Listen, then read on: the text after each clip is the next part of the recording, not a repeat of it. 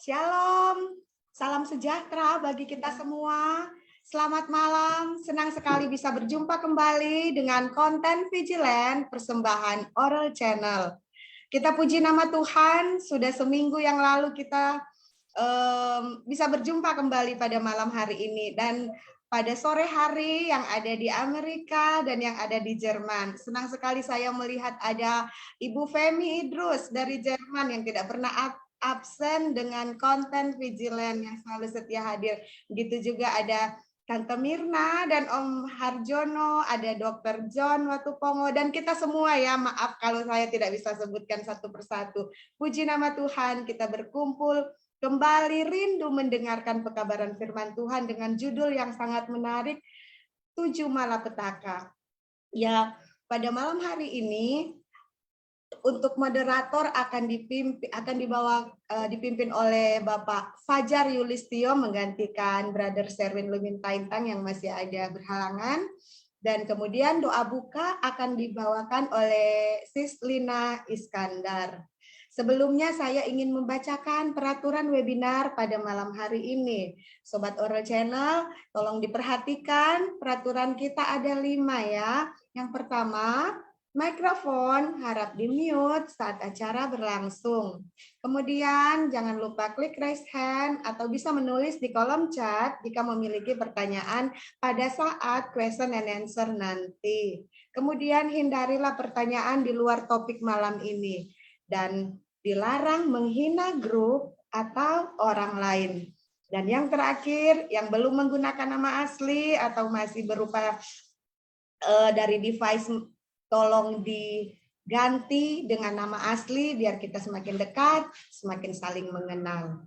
Baiklah, kita akan buka webinar kita pada malam hari ini dengan doa yang akan dibawakan oleh Sis Lina Iskandar. Baik, terima kasih Sis Melin. Kita akan sama-sama berdoa. Mari kita bersatu di dalam doa. Maha besar Bapa kami yang di surga, Tuhan pencipta langit dan bumi, terpujilah namamu kekal selama-lamanya. Bapa, pada saat ini kami mengucap syukur oleh karena Engkau begitu baik terhadap kami. Engkau memberikan kami kesempatan indah pada malam hari ini, boleh sama-sama bergabung pada malam hari ini untuk sama-sama belajar akan firman Tuhan. Bapa di surga, kiranya Engkau memberkati ibadah kami pada malam hari ini. Memberkati semua pelayan yang akan mengambil bagian pada malam hari ini. Terutama Tuhan, kami mohon berikan hikmat akal budi kepada narasumber kami pada malam hari ini, Ibu Nancy Rompas dan Bapak Robin Wijaya. Engkau berkati mereka ya Tuhan, sehingga dapat menyampaikan firman Tuhan seturut dengan kehendak Tuhan. Dan Engkau memberkati kami semua yang hadir pada malam hari ini ya Tuhan, agar kami dapat mengerti akan firman yang akan disampaikan, terlebih kami boleh mengaplikasikannya di dalam kehidupan kami, di dalam menanti kedatangan Tuhan yang kedua kali. Ya Tuhan, Engkau juga memberkati segala perangkat yang kami gunakan, dan biarlah semua acara ini dapat berjalan dengan baik, seturut dengan kehendak Tuhan, nama Tuhan dipermuliakan. Mengampuni dosa kami yang begitu banyak ya Tuhan, sempurnakan doa kami, di dalam nama Tuhan Yesus kami berdoa. Amin.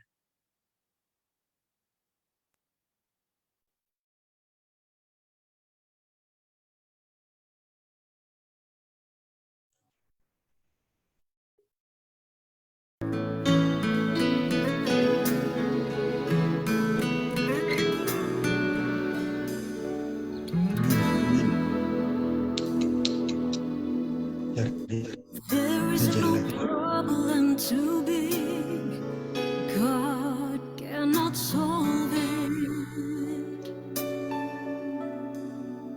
There is no mountain too tall, He cannot move it. There is no storm too dark, God cannot calm it. There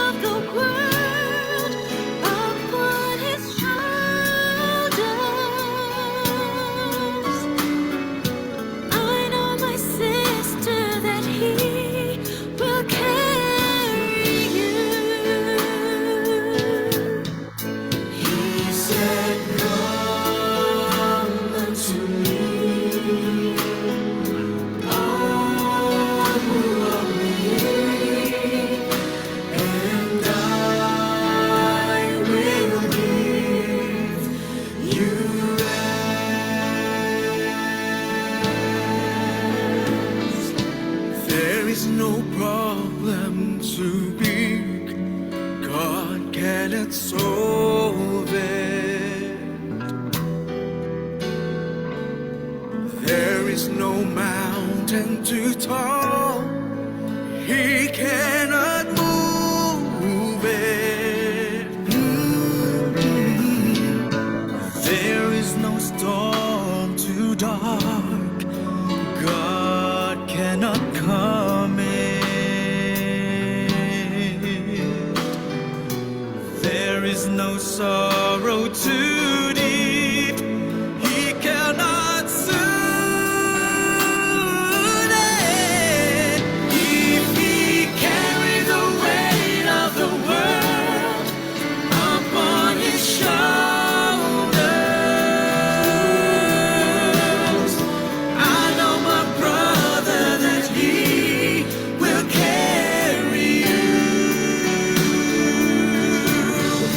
If he carried the weight of the world upon his shoulders, I know my sister that he will carry you. I know he will. If he carried the weight of the world upon his shoulders, I know my brother that he will carry you. I know he will. If he carried the weight of the world upon his shoulders, I know my sister that he will carry you. I know my brother that he will. I know my sister that Jesus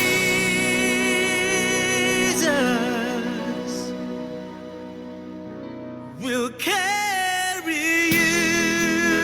He will carry. Jesus will carry. He will. I know. I know my brother, I know my sister that He's gonna carry.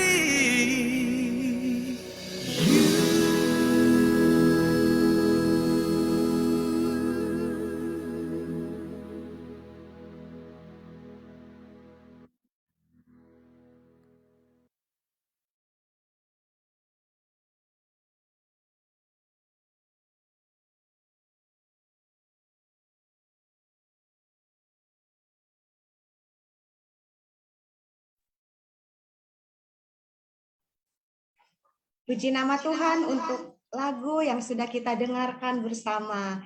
Baiklah, kesempatan yang indah ini saya serahkan kepada moderator Bapak Fajar Yulistio untuk memperkenalkan pembicara kita pada malam hari ini. Terima kasih Sister Melin yang sudah memimpin acara ya. Dan senang sekali rasanya kita bisa bertemu kembali, khususnya pada saat ini, yaitu melalui salah satu konten dari Oral Channel, yaitu Vigilance. Dan pembahasan pada saat ini akan menjadi sesuatu hal yang menarik, yaitu tentang 7 malapetaka dan kebangkitan istimewa. Nanti kita akan belajar bersama-sama apa itu 7 malapetaka, apakah itu sebelum kedatangan Yesus yang kedua kali, kemudian apakah memang benar ada kebangkitan istimewa yang sebelum kedatangan Yesus yang kedua kali ini. Memang ada beberapa pandangan yang ada 2 pandangan, mereka mengakui ada satu kebangkitan istimewa dan ada umat-umat Tuhan yang lain menyatakan, oh tidak ada kebangkitan istimewa. Pada malam hari ini kita akan belajar itu. Dan narasumber kita pada malam hari ini adalah Ibu Nancy Rompas dan Bapak Robin Wijaya. Shalom. Ibu Nancy Rompas Shalom, dan Pak Robin Wijaya. selamat malam. Selamat malam. Senang sekali ya kita bisa bertemu kembali. Baik, untuk menyingkat waktu, mari untuk seluruh partisipan kita akan menyaksikan dan mendengarkan pembahasan yang menarik 7 malapetaka dan kebangkitan istimewa. Silakan, Ibu Nancy Rompas dan Pak.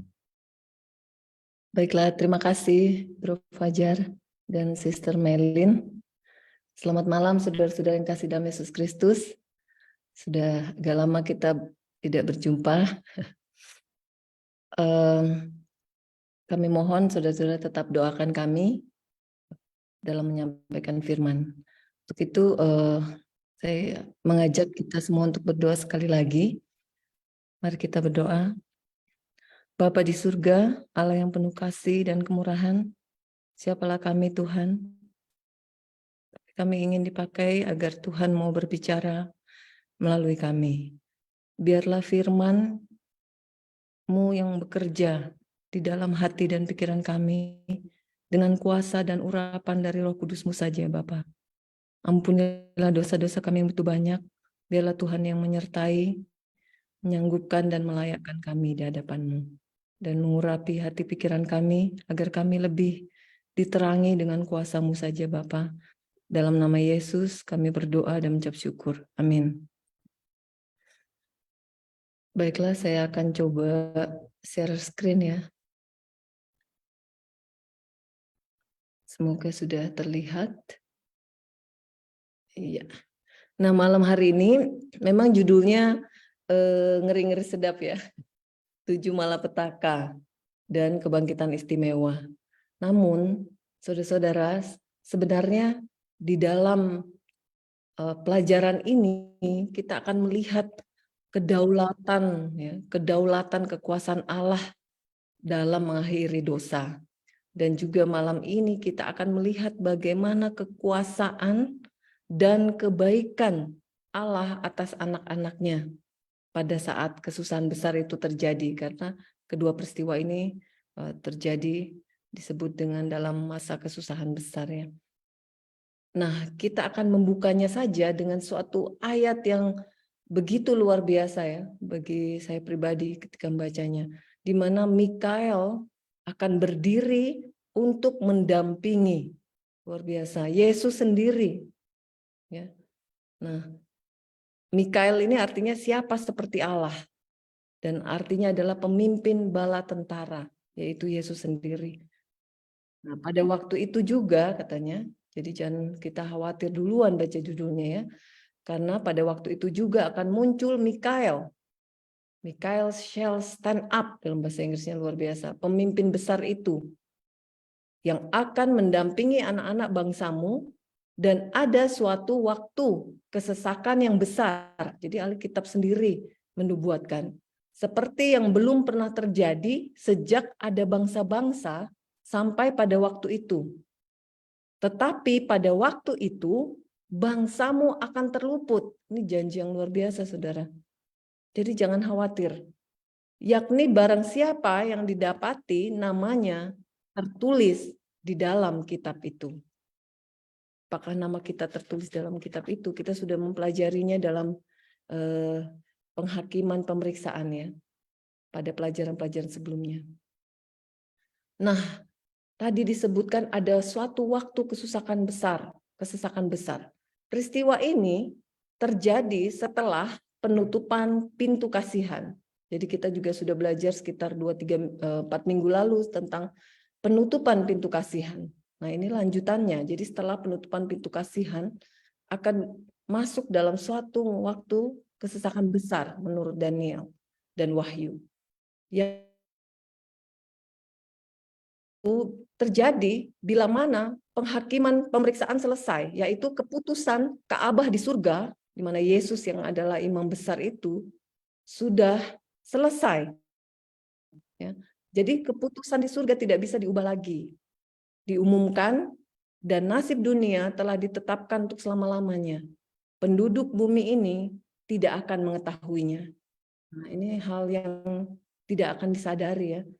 Jadi bentuk-bentuk peribadatan bahkan akan diteruskan oleh orang-orang yang daripadanya roh Allah pada akhirnya telah ditarik.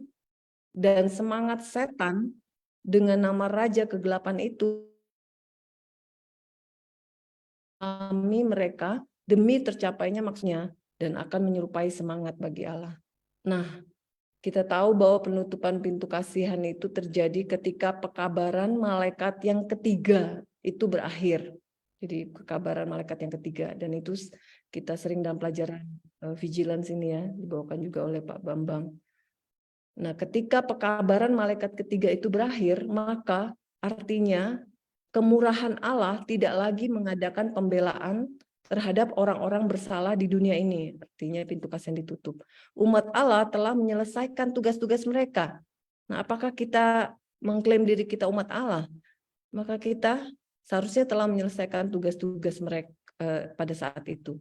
Mereka telah menerima hujan akhir, yaitu waktu kelegaan dari hadirat Allah, dan mereka telah siap untuk menghadapi masa pencobaan di hadapan mereka.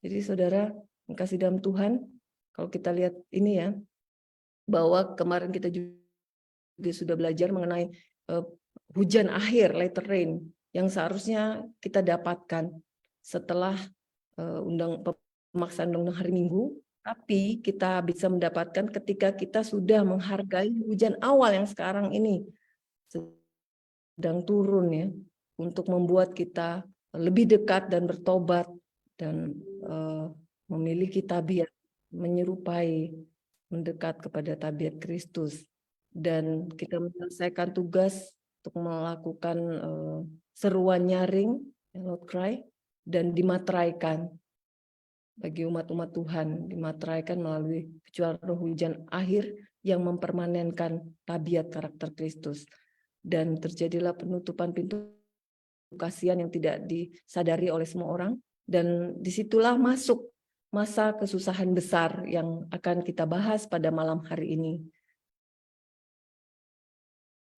Nah, pada waktu itu ya, pada waktu Yesus meninggalkan bait suci, kegelapan menutupi penduduk bumi.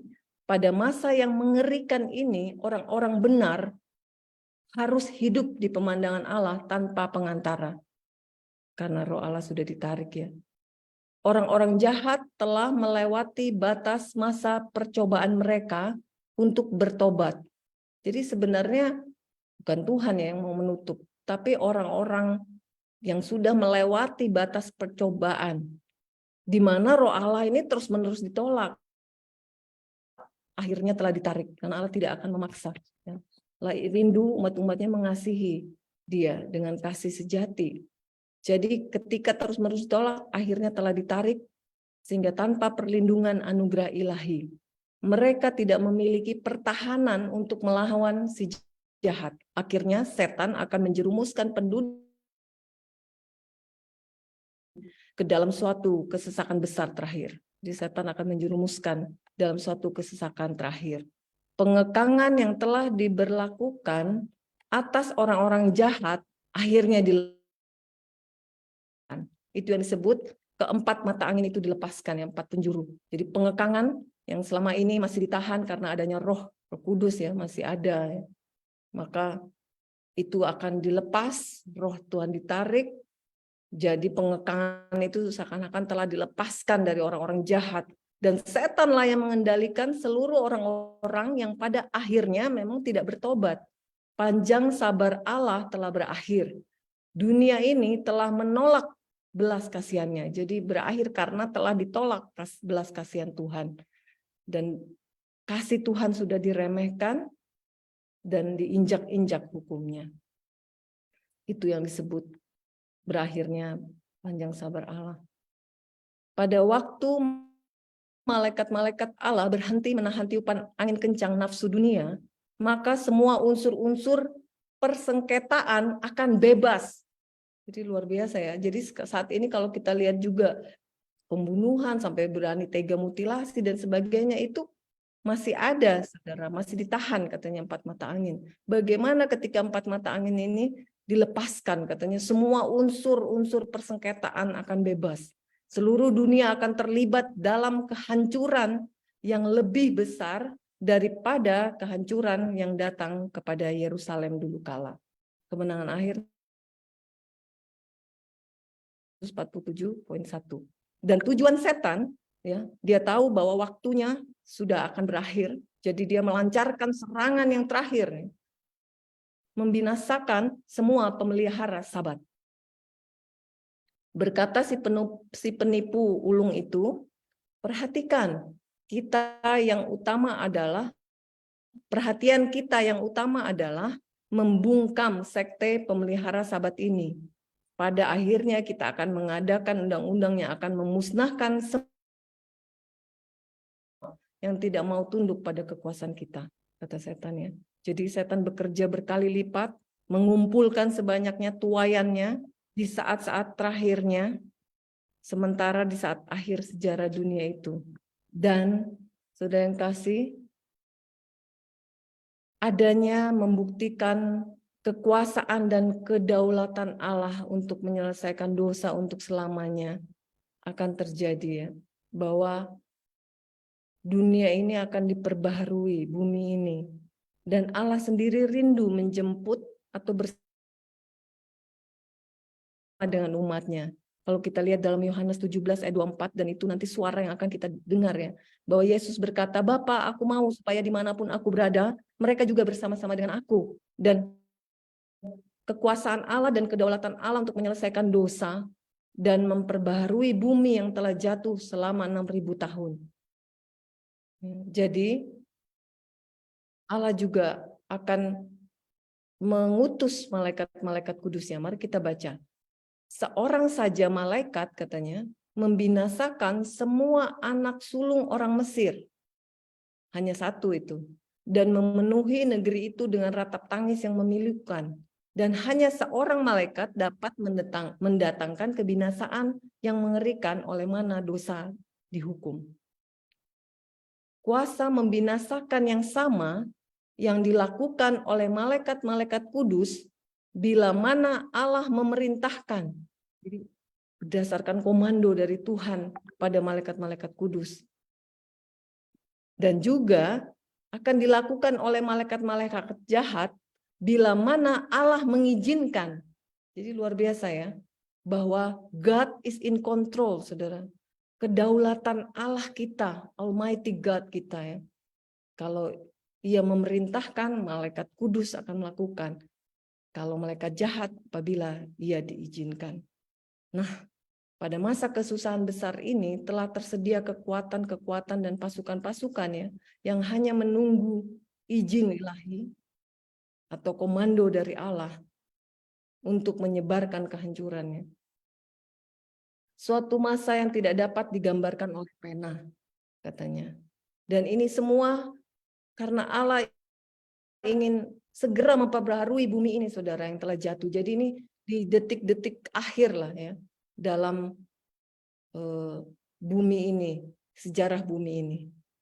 Tertulis bahwa masa kesukaran besar ini berlangsung dalam waktu yang singkat. Dan ini adalah hal yang dahsyat yang belum pernah terjadi menurut Matius 24 ayat 21, dan di dalam Matius 24 ayat 22, karena orang-orang pilihannya, demi orang-orang pilihannya katanya, waktu kesukaran besar ini akan dipersingkat. Luar biasa kasih Tuhannya. Sekarang kita akan lihat ketujuh malapetaka itu. Ketujuh malapetaka dimulai dari pasal 16 ya. Wahyu 16 ayat 1, dan aku mendengar suara yang nyaring dari dalam bait suci berkata kepada ketujuh malaikat itu. Jadi dari Allah kepada malaikat. Pergilah dan tumpahkanlah ketujuh cawan murka Allah itu ke atas bumi. Jadi bersamaan dengan juga setan dilepaskan, melakukan kerusakan. Jadi semua ini in paralel pada masa kesusahan besar itu. Makanya disebutkan itu adalah masa kesukaran besar yang dahsyat yang belum pernah terjadi sejak adanya sejarah ya, bumi ini. Dan malaikat yang pertama atau malapetaka pertama kita baca dalam ayat yang kedua. Maka pergilah malaikat yang pertama dan ia menumpahkan cawannya ke atas bumi. Maka timbullah bisul yang jahat dan yang berbahaya pada semua orang yang memakai tanda dari binatang itu dan menyembah patungnya. Jadi timbul bisul yang jahat dan berbahaya pada semua orang yang memakai tanda dari binatang itu dan menyembah patungnya. Dan ini semua harafiah ya, literal. Dan ini akan terus berlangsung sampai malapetaka yang kelima, saudara. Nah, kemudian pada malapetaka yang kedua, malaikat yang kedua menumpahkan cawannya ke atas laut. Maka airnya menjadi darah, seperti darah orang mati. Jadi bau ya. Dan matilah segala yang bernyawa, yang hidup di dalam laut. Kita tahu yang hidup dalam laut adalah binatang-binatang besar ya dari Kejadian. Saudara yang kasih, ketika mati dari dalam laut itu bangkai binatang-binatang hidup di laut ya. Jadi bau busuk, darah dan juga bangkai. Luar biasa masa yang pada waktu itu terjadi. Saudara yang kasih, kalau kita lihat ini adalah cawan murka atau pembalasan ya, Allah kepada orang fasik. Ada yang menyebutkan bahwa malapetaka yang pertama yaitu bisul ini atau yang terjadi secara fisik yang menimpa orang-orang fasik atau orang-orang yang menerima tanda binatang dan menyembah patung. Ini adalah cawan murka akibat ya, dari kesulitan atau penderitaan fisik yang dilakukan oleh orang fasik kepada orang-orang benar. Ya, jadi pembalasan. Ya. Karena orang-orang benar menderita banyak kesulitan penderitaan fisik.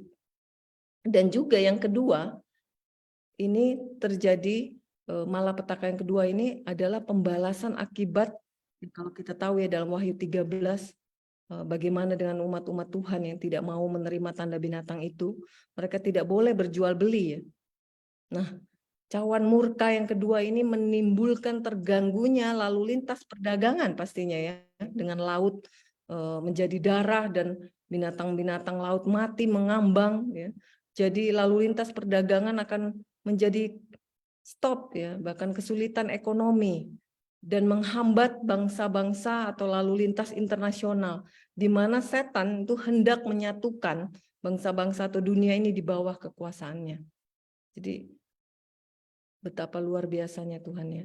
Dan saat kedua malapetaka ini terjadi secara beruntun ya, saat itu kemudian terjadi kebingungan dari beberapa orang yang dulu tidak menghargai kesempatan untuk belajar firman Tuhan, saudaraku. Di sini dikatakan dalam early white writings bahwa orang-orang yang sudah tidak menghargai firman Tuhan sedang bergegas ke sana kemari, berjalan dari laut ke laut, dari utara ke timur, mencari firman Tuhan. Kata malaikat itu, mereka tidak akan menemukannya lagi ya.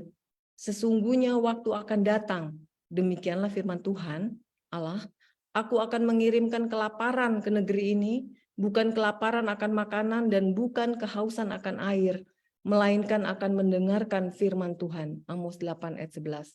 Jadi inilah kegenapannya. Ketika malapetaka pertama kedua itu sedang dicurahkan ke atas penduduk bumi, ya, sebagian orang menyebut Tuhan dan mengutuknya, mengutuk Tuhan. Lalu yang lain, ya tadi ya, lalu mencari, bergegas menuju umat-umat Tuhan dan memohon untuk diajari bagaimana caranya agar mereka dapat selamat dari penghukumannya. Jadi supaya selamat dari penghukuman, saudara. Namun orang-orang kudus tidak memiliki apapun bagi mereka karena orang-orang kudus telah menyelesaikan tugasnya. Air mata terakhir ya bagi orang-orang berdosa telah dicucurkan, doakan ya, doa perantaraannya, doa penderitaan terakhir telah dilayangkan, beban terakhir telah ditanggung, peringatan terakhir telah diberikan, suara belas kasihan yang merdu tidak lagi mengundang. Jadi saudara, ini mengingatkan kita ya bahwa kita harus melakukan tugas ini sebelum semuanya terlambat. Bahwa kita harus doa perantaraan, kita harus memperingatkan, mengajak, ya, yang sama seperti dilakukan tim All Channel ya, mengundang ya, belas kasihan untuk sebanyak-banyaknya mengetahui sebelum semuanya terlambat. Dan karena balas 1 dan 2 tadi ada orang yang mengutuk Allah ya, akhirnya mereka bilang, sebagian orang yang mengutuk Tuhan tadi marah dan setan membangkitkan roh kebencian. Sehingga dikeluarkanlah suatu perintah.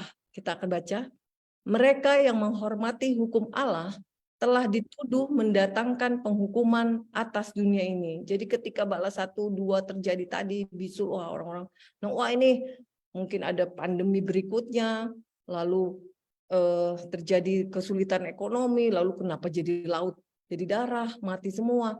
Wah ini sepertinya karena adanya penghukuman ya. Dan mereka akan dianggap, jadi orang-orang benar akan dianggap sebagai penyebab goncangan-goncangan alam yang menakutkan dan perselisihan. Karena terjadinya banyak kesulitan ya, perselisihan akibat setan juga bekerja, serta pertumpahan darah di antara umat manusia yang memenuhi dunia ini dengan kesengsaraan. Nah, tapi yang jadi kambing hitamnya adalah orang-orang benar. Kuasa yang menyertai amaran terakhir telah menimbulkan amarah orang-orang jahat. Kita ingat ada loud cry ya, peringatan, seruan nyaring yang membuat kawanan domba lain itu bertobat, banyak yang kembali kepada Tuhan ya, bertobat sehingga mereka menjadi lebih marah ya, kemarahan mereka disulut terhadap mereka yang menerima pekabaran itu ya sebelum pintu kasihan ditutup. Sehingga ini kan beruntun ya, kemudian terjadi peristiwa ini dan mereka pikir mereka semakin marah dan setan akan membangkitkan roh kebencian dan penganiayaan yang lebih besar lagi. Daniel 11 ayat 44 ya. Jadi kabar dari timur dan utara itu membuat binatang itu menggeram. Dan akhirnya ya, seperti tuduhan 1800 tahun yang lalu dalam kutipan juga dikatakan dari Kayafas yang licik kepada Mesias, lebih baik satu orang ini mati daripada kita atau banyak orang tertimpa malapetaka. Yohanes 11 ayat 50. Akhirnya perintah dikeluarkan agar membunuh orang-orang saleh, ya, jadi perintah hukuman mati yang membuat mereka, ya, membuat orang saleh berseru siang dan malam.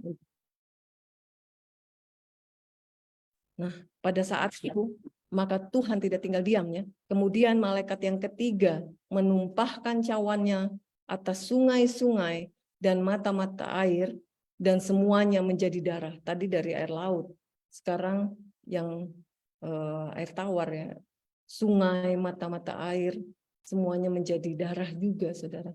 Dan kita baca ayat 5, 6, 7.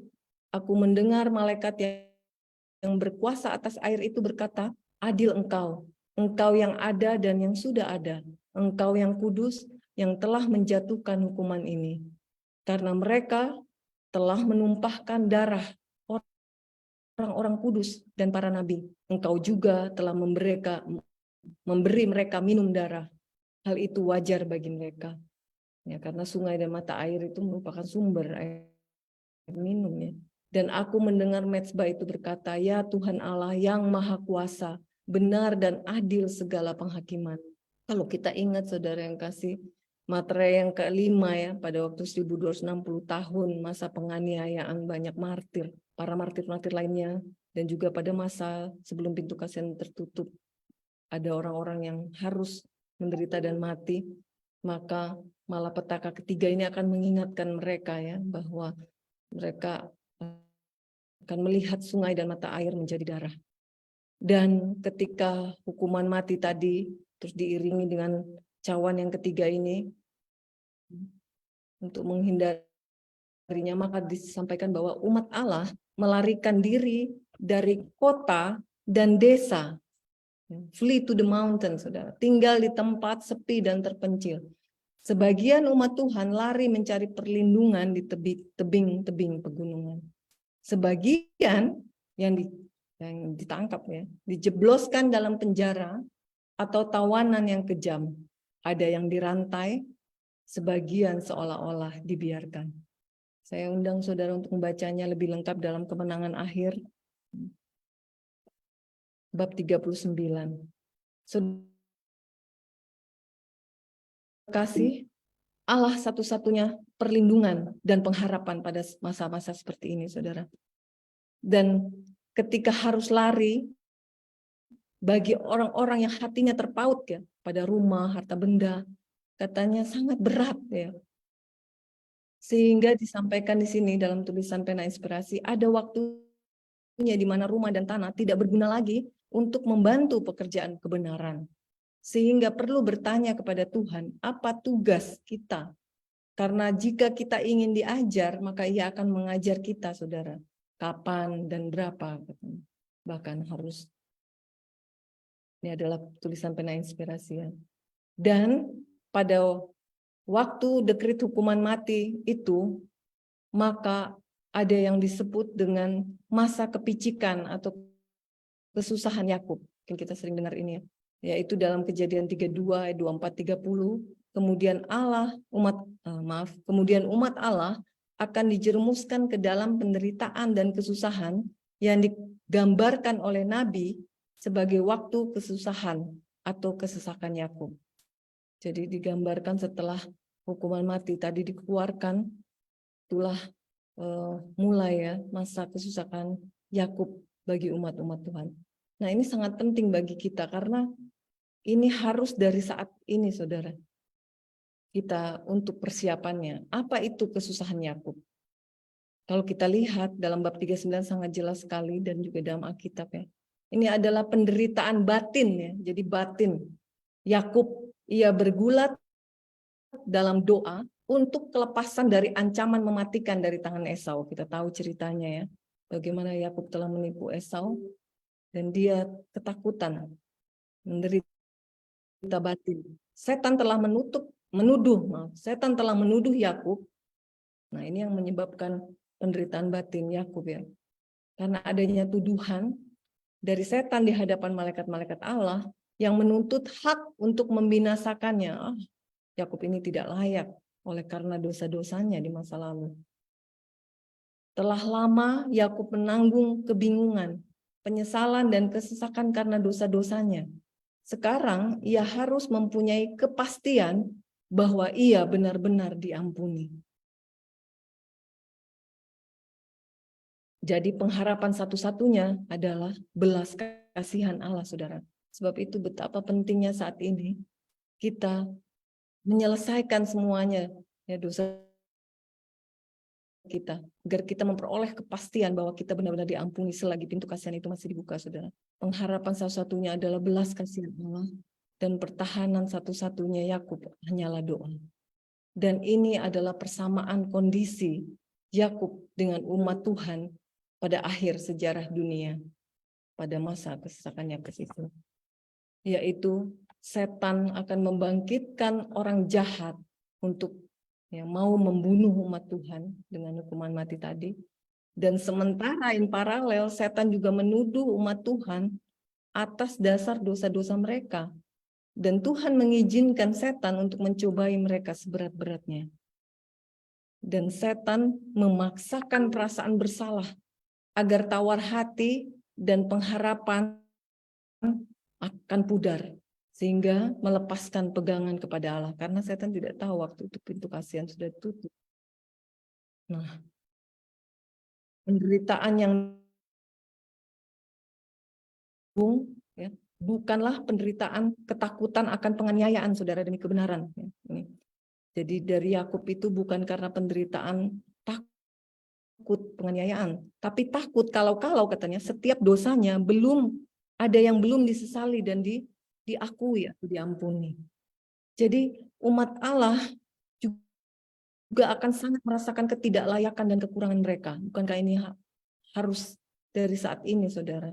Sehingga kita selalu datang kepada Tuhan dengan penuh keyakinan kepada Allah. Kepercayaan dan keteguhan mereka akan diuji dengan berat. Pada waktu mereka mengingat kembali masa lalu, maka harapan mereka tenggelam. Karena sepanjang hidup mereka melihat hanya sedikit kebaikan. Saya sedang membayangkannya, jangan-jangan hanya sedikit yang kita lakukan, yang sudah kita lakukan, dan juga masih ada dosa-dosa yang belum disesali dan diakui. Oleh sebab itu, saudara, bila ada dosa-dosa katanya yang tidak diakui dan disesali, muncul di hadapan mereka, akan kewalahan, putus asa, dan tidak punya keyakinan diri untuk memohon kelepasan dari Allah. Seandainya Yakub tidak bertobat sebelumnya dari dosa-dosanya, ya, pada waktu malam dia akan bertemu dengan Esau besoknya, katanya seandainya Yakub tidak bertobat sebelumnya. Jadi sebelum dia mengalami kesusahan, kepicikan itu, kalau dia belum selesai dengan Tuhan, ya, karena dosa-dosanya yang menipu pada waktu itu, Allah tidak akan mendengar doanya dan memelihara nyawanya dengan kemurahan. Demikianlah juga pada waktu kesesakan. Nah, ini adalah untuk kita. Jika umat Allah mempunyai dosa-dosa yang belum diakui, yang muncul di hadapan mereka, sementara mereka disiksa dengan ketakutan dan dengan penderitaan batin, mereka akan dikalahkan. Keputusasaan akan memutuskan iman mereka, dan mereka tidak lagi mempunyai keyakinan, tidak yakin lagi untuk memohon kelepasan dari Allah.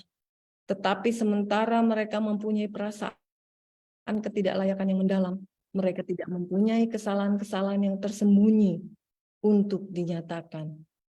Dosa-dosa mereka telah terlebih dahulu dihakimkan dan telah dihapuskan. Dan mereka tidaklah dapat mengingatnya kembali. Saudara, lihat ya, bahwa saya juga waktu membacanya, dosa-dosa ini telah terlebih dahulu dihakimkan dalam penghakiman pemeriksaan, yaitu saatnya kapan? Saat sekarang, saudara. Dan telah dihapuskan. Sudah selesai dengan Allah. Selagi pintu rahmat ini masih terbuka. Saat Kristus masih berada di bilik yang maha suci seperti sekarang ini, saudara. Melakukan pengantaran untuk kita. Ini adalah waktu persediaan untuk kita. Iman yang tidak luntur karena doa yang tidak langsung dijawab. Pada waktu itu mungkin kita tidak merasakan langsung jawaban. Tapi kita harus ingat akan besarnya kemurahan Allah dan pertobatan yang sungguh-sungguh itu, serta memohon janji Tuhan. Berpegang terus pada kekuatan Allah, sebagaimana Yakub bertahan memegang malaikat itu. Aku tidak akan melepaskan engkau sebelum engkau memberkati aku. Dengan membiasakan diri dari sekarang, inilah satu-satunya pegangan kita, saudaraku, adalah hubungan yang tidak pernah lepas dari Tuhan. Yang karena kita biasakan ini menjadi sifat, tabiat, atau karakter kita, memiliki hubungan yang tidak putus dengan Tuhan. Walaupun musuh katanya mungkin melemparkan kita ke dalam penjara, namun dinding-dinding penjara di bawah tanah itu tidak dapat memutuskan hubungan antara jiwa kita dengan Kristus. Apa yang dapat memisahkan kita dengan kasih Allah? Dan janji yang indah, malaikat-malaikat akan datang kepada mereka di dalam sel-sel yang sunyi, membawa terang dan damai dari surga. Akhir ya, bab 39. Dan janji yang lain bahwa para pengawal surgawi itu, saudara, yang setia kepada tugas, terus berjaga-jaga. Jadi walaupun umat Tuhan tidak melihatnya, tapi ada malaikat Tuhan yang terus berjaga-jaga, bahkan berpakaian perang ya. Kalau digambarkan oleh pena inspirasi. Walaupun katanya perintah untuk menetapkan hukuman mati itu belum sampai waktunya, katanya musuh-musuh itu udah nggak sabar katanya. Jadi dalam beberapa kasus mereka bahkan berusaha ingin sekali menghabisi nyawa orang-orang benar. Ya. Tetapi tidak seorang pun dapat menembus atau melalui para pengawal perkasa, ya, yaitu malaikat yang ditempatkan di sekeliling orang-orang yang setia. Sebagian diserang dalam pelarian mereka dari kota-kota dan kampung-kampung. Tetapi ketika pedang yang diangkat untuk melawan mereka patah dan jatuh tak berdaya bagaikan jerami. Yang lain dilindungi oleh para malaikat yang berpakaian seperti pasukan tempur. Bukankah hal ini sangat indah, saudara? Perlindungan dan penjagaan Tuhan itu pasti. Mereka atau kita ini menjadi milik kesayangan Tuhan sendiri. Firman Tuhan semesta alam. Pada hari yang Tuhan siapkan. Aku akan mengasihani mereka sama seperti seorang yang menyayangi anaknya, yang melayani dia. Malaikat 3 ayat 17. Dan pada saat itu yang harus kita ingat juga adalah seandainya manusia katanya dapat melihat penglihatan surgawi, ada serombongan bahkan malaikat-malaikat dalam kekuatan ditempatkan sekeliling mereka yang memelihara firman kesabaran Kristus. Dan mereka menunggu perintah komandan mereka untuk menarik umat Allah itu dari bahaya yang mengancam. Tapi harus menunggu sedikit waktu lagi. Ya, ini kan masih malapetaka yang 3 tadi ya. Umat Allah harus meminum dari cawan itu, yaitu penundaan yang sangat menyakitkan ya. Karena doa, Tuhan lepaskan kami, tapi walaupun tidak melihat, kita harus ingat ya, bahwa Tuhan ada beserta dengan kita. Umat Allah tidak akan terbebas dari penderitaan, tetapi sementara dianiaya dan menderita oleh orang jahat, kekurangan makanan, mereka tidak dibiarkan binasa, jadi tidak ada yang mati martir lagi, saudara. Sama seperti Allah memelihara Elia, bahkan Ia yang menghitung rambut di kepala mereka akan memelihara mereka. Mereka akan dikenyangkan. Orang-orang jahat mati karena kelaparan dan bala. Yesaya 33 ayat 16. Dan juga iman yang diperlukan adalah iman yang tahan keletihan, kelaparan, dan penundaan. Kita harus bersedia dan melatih iman. Dan malapetaka yang keempat, pada saat itu sedang terjadi, maka yang keempat menumpahkan cawannya ke atas matahari dan kepadanya diberikan kuasa untuk menghanguskan manusia dengan api. Dan manusia dihanguskan oleh panas. Ya. Jadi the great heat ya, oleh panas yang dahsyat. Dan mereka menghujat nama Allah yang berkuasa atas malapetaka-malapetaka itu. Dan mereka tapi tetap juga tidak bertobat ya saudara, untuk memuliakan Dia. Nah, penjelasannya dari buku Pena Inspirasi adalah pada malapetaka yang berikutnya, yaitu yang keempat ini, kuasa diberikan kepada matahari untuk menghanguskan manusia dengan api, ya, dengan panas, dan akhirnya ya, kebakaran hutan, semua vegetasi mati, ya, manusia dihanguskan juga oleh panas api yang dahsyat, Wahyu 16 ayat 8 dan 9.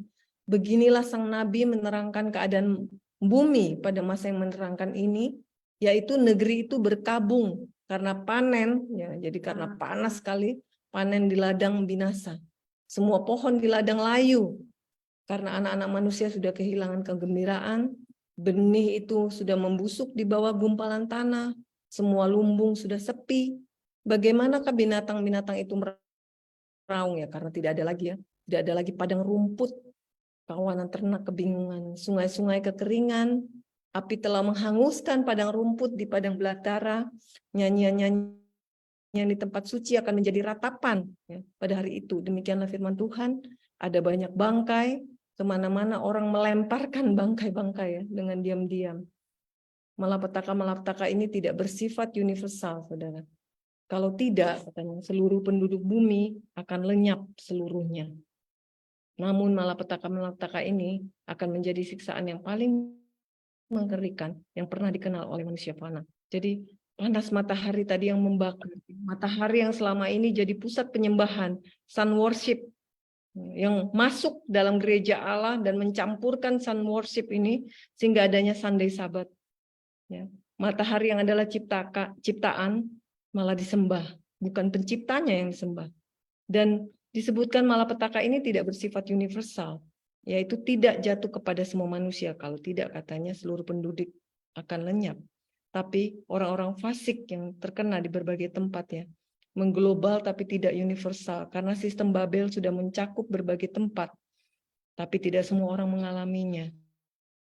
Tidak akan lenyap seluruh manusia. Malapetaka yang kelima, Wahyu 16 ayat 10.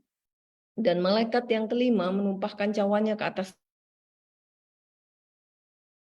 binatang itu, dan kerajaannya menjadi gelap, dan mereka menggigit lidah mereka karena kesakitan. Jadi ada dua peristiwa ya, gelap dan menggigit lidah karena kesakitan. Nah, kalau kita lihat ayat yang ke-11, saudara, ya, mereka menghujat Allah yang di surga karena kesakitan dan karena bisul mereka.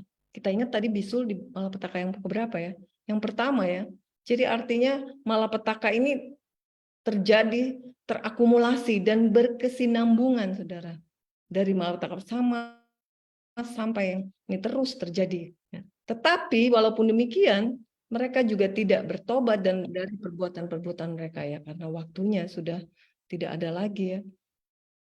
Nah, saudara yang kasih dalam Tuhan, secara literal ya, penderitaan fisik dari orang-orang jahat ini terakumulasi dari balas 1 sampai ke 5 ya. Sehingga sampai disebutkan bahwa bisul itu seakan-akan tidak ada obatnya gitu. Sehingga digambarkan bagaimana mereka sampai menggigit lidahnya karena kesakitan di ayat yang ke-11. Dan juga ya dalam penjelasan dan inspirasi juga mengatakan bahwa secara ya kita tahu lidah ini dibuat untuk mengajar ya, mengajarkan ya pada waktu itu orang-orang yang mengajarkan kepalsuan, yang menentang yang maha tinggi dan hukum-hukumnya, atau guru-guru pengkhotbahannya, hal-hal yang menyenangkan saja ya, tidak mengamarkan ya. Pada waktu itu mereka akan mengakui pekerjaan penipuan mereka ya, yang disebut dengan menggigit lidah ya, seakan-akan. Nah, kita akan baca lagi dalam peristiwa akhir zaman halaman 192, 93. Saat diejek, nah ini orang-orang benar pada waktu itu diejek, disumpah serapah, dimaki-maki, gerombolan orang jahat hendak menghantam orang benar. Tiba-tiba suatu kegelapan yang pekat, lebih kelam dari kegelapan malam, turun ke atas bumi. Ini yang disebut tadi ayat 10 tadi ya, kerajaan menjadi gelap. Jadi pada waktu itu mereka sudah siap ya, menghantam orang benar.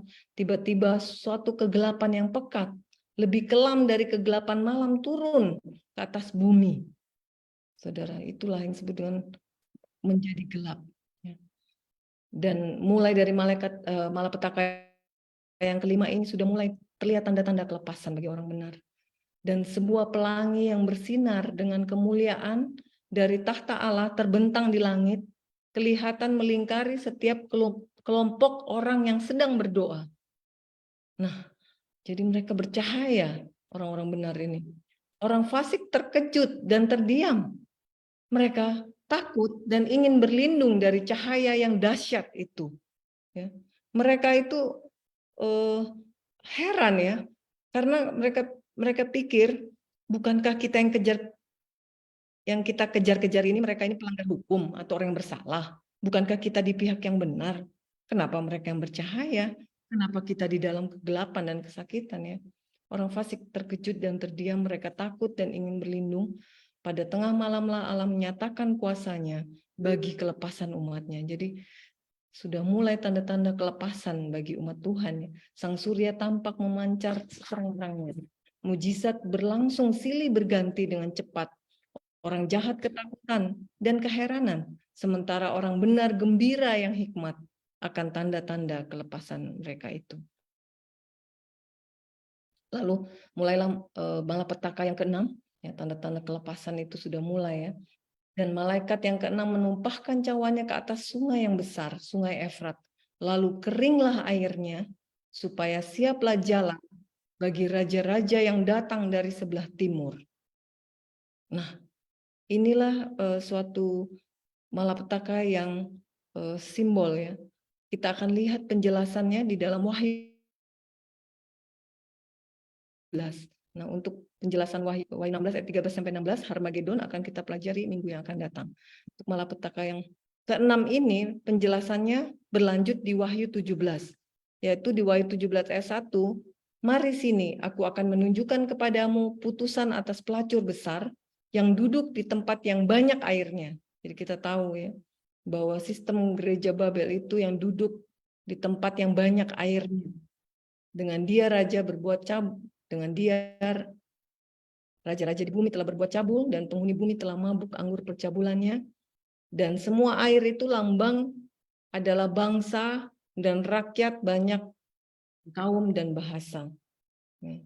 Jadi ketika mengering airnya, nah ini juga penjelasannya ke-16, ke-10 tanduk yang kau lihat itu serta binatang akan membenci pelacur itu dan akan membuat dia menjadi sunyi dan telanjang dan akan makan daging dan bakar dengan api. Jadi saudara yang kasih, pada malapetaka yang ke-6 ketika sungai yang dilambangkan dengan sungai Efrat itu mengering airnya, itu adalah lambang simbol ya bahwa orang fasik sudah mulai menarik dukungannya terhadap Babel rohani itu. Orang fasik mulai berbalik dan menyerang sistem gereja tua yang penuh dengan ajaran palsu dan tradisi yang selama ini telah menipu. Dan tadi disampaikan bahwa kering airnya untuk menyiapkan jalan bagi raja-raja yang datang dari sebelah timur. Timur adalah matahari kebenaran terbitnya.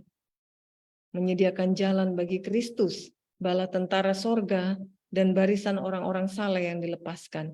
Karena kita baca dalam Amsal 4:18, jalan orang benar itu seperti fajar yang kian bertambah terang. Dan yang 11 ayat 40, kabar dari timur, ya, kabar dari tempat matahari terbit, terang kebenaran.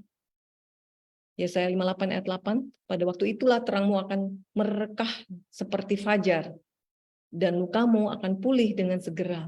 Kebenaran menjadi barisan depanmu,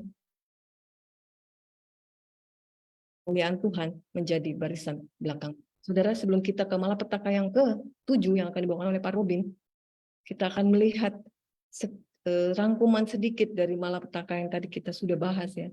Hal-hal yang terjadi dan apa yang akan dialami oleh orang-orang benar dalam peristiwa akhir zaman bab 18, yaitu malapetaka yang pertama sampai yang keempat itu membuat orang fasik mengejar, ya, menyalahkan dan mengejar umat Tuhan, diburu sebagai orang yang bersalah atau sebagai pelanggar, dituduh sebagai penyebab bencana atau petaka. Dan ketiga malapetaka yang terakhir, yang mulai dari yang kelima, itu mulai tanda-tanda kelepasan umat Tuhan mulai dinyatakan. Keenam, dan nanti kita lihat yang selanjutnya. Umat Allah untuk menghadapi semua ini, umat Allah itu telah disiapkan. Jadi Tuhan ini tidak saja membiarkan begitu saja, ya, yaitu adanya penyegaran hadirat Allah, hujan akhir. Kita diminta untuk menyelesaikan tugas amaran, Lord cry. Kita diminta melatih iman, keletihan, penundaan, dan kelaparan. Iman yang tidak loyo walaupun dicobai dengan berat dan telah mengalami pematraian. Banyak yang dibiarkan beristirahat sebelum masa kesusahan besar itu.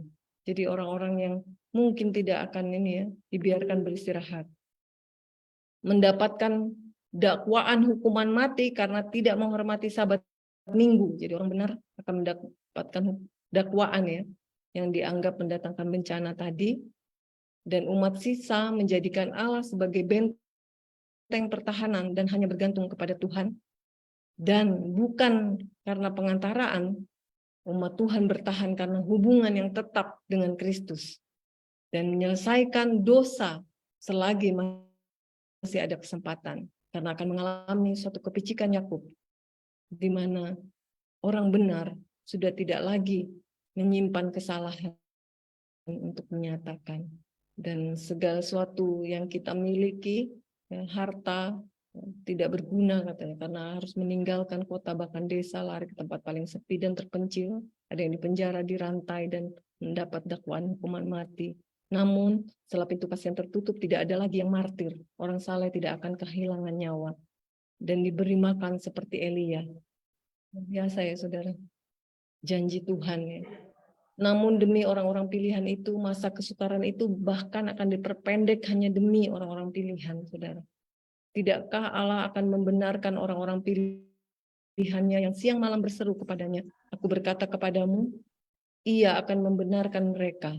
Lukas 18 ayat 7-8. Kesudahan akan datang lebih cepat daripada yang diharapkan oleh manusia. Dan pada akhirnya, orang-orang yang masih hidup itu, yang disebut dengan 144.000 ini, memiliki suatu nyanyian baru. Sudah pelajari dalam pematraian, 144.000, nyanyian Musa, yaitu nyanyian kelepasan dari pengejaran Firaun. Kita akan lanjutkan, bukan oleh Pak Robin, apa yang terjadi dengan malapetaka yang selanjutnya, Pak Robin.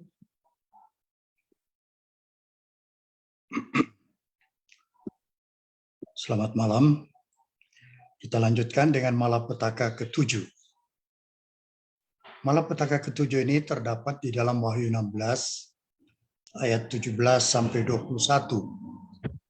Hal-hal yang diberitakan di sana, malaikat ke-7 menumpahkan cawannya ke angkasa.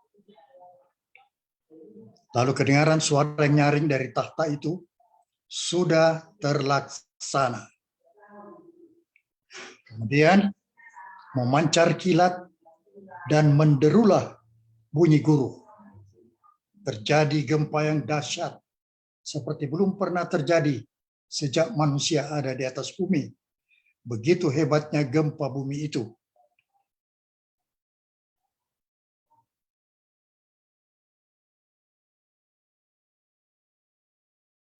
Kota Babel terbelah menjadi 3 bagian. Runtuhlah kota-kota bangsa-bangsa yang tidak mengenal Allah.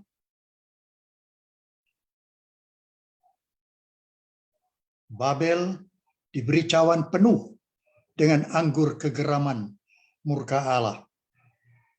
Semua pulau hilang lenyap. Gunung-gunung tidak ditemukan lagi. Hujan es besar seberat 100 pon atau 1 talenta dalam King James Version jatuh dari langit menimpa manusia. Manusia menghujat Allah karena malapetaka hujan es yang sangat dahsyat. Selanjutnya ditulis oleh pena inspirasi, pada tengah malamlah Allah menyatakan kuasanya untuk melepaskan umatnya. Matahari tampak bercahaya dalam keperkasaannya. Tanda-tanda dan mujizat-mujizat menyusul silih berganti dengan cepat. Orang-orang fasik melihat pemandangan itu dengan ketakutan dan keheranan. Sementara orang-orang benar memandang kesukaan besar itu sebagai tanda kelepasan mereka. Segala sesuatu di alam ini kelihatannya berubah. Sungai-sungai berhenti mengalir, awan-awan hitam tebal muncul dan saling berbenturan satu sama lain. Di tengah-tengah langit yang sedang marah itu, ada satu ruang terbuka dengan kemuliaan yang tak tergambarkan.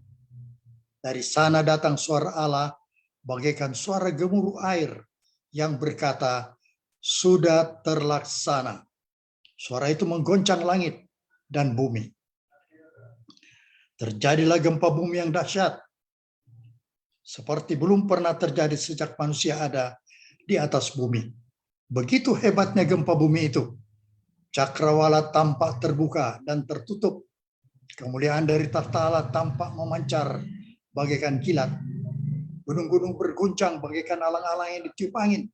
Dan batu-batu berserakan ke segala sudut. Ada satu gemuruh bagaikan datangnya angin topan. Lautan pun bergelora dengan ganasnya. Terdengar jeritan angin ribut bagaikan suara iblis dalam misi penghancuran. Seluruh dunia bergelora bagaikan gelombang laut. Permukaannya terbelah-belah, dasar tempatnya hancur. Barisan gunung-gunung tenggelam, pulau-pulau yang berpenduduk lenyap. Pelabuhan-pelabuhan laut yang telah menjadi seperti Sodom dalam kejahatan ditelan laut yang mengamuk. Babel yang besar itu telah menjadi peringatan di hadirat Allah untuk memberikan kepadanya cawan yang penuh dengan kegeraman murkanya. Hujan es batu yang besar, masing-masing beratnya kira-kira seberat 1 talenta atau 100 pon, melakukan penghancuran. Kota-kota megah, kebanggaan dunia diruntuhkan.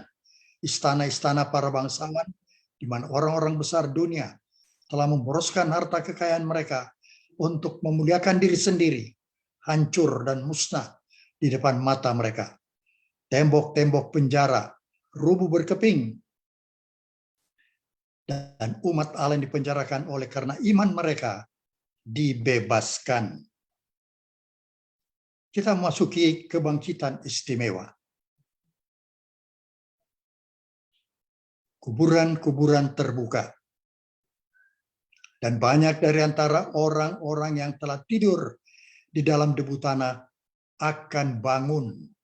Sebagian untuk mendapat hidup yang kekal, sebagian untuk mengalami kehinaan dan kengerian yang kekal. Terdapat dalam Daniel 12 ayat 2. Tadi ayat 1-nya sudah dibacakan.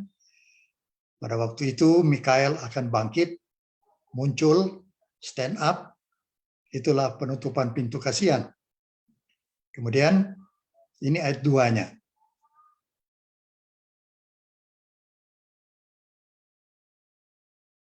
Siapa-siapa yang bangkit pada kebangkitan istimewa ini?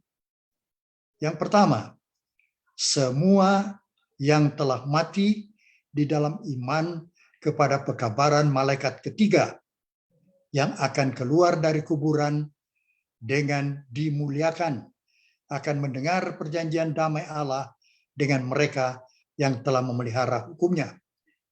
Di dalam tulisan lain, Ellen White menulis bahwa orang yang telah mati di dalam iman kepada pekabaran malaikat ketiga dan memelihara hukum hari Sabat. Kemudian ada kelompok yang lain. Yang kedua, juga yang telah menikam dia. Wahyu 1 ayat 7. Mereka yang mengejek dan mencemoohkan derita kematian Kristus. Dan kelompok ketiga, penentang paling keras kebenarannya dan umatnya. Di dalam tulisan lain, musuh yang paling ganas kepada kebenarannya dan kepada umat Tuhan. Inilah yang akan dibangkitkan. Untuk apa? Untuk memandang Dia, Yesus Kristus, dalam kemuliaannya dan memandang penghormatan yang diberikan kepada mereka yang setia dan menurut, yaitu orang-orang benar yang menuruti hukum-hukum Allah dan memelihara hari Sabatnya. Selanjutnya, malapetaka ketujuh ini masih berlangsung.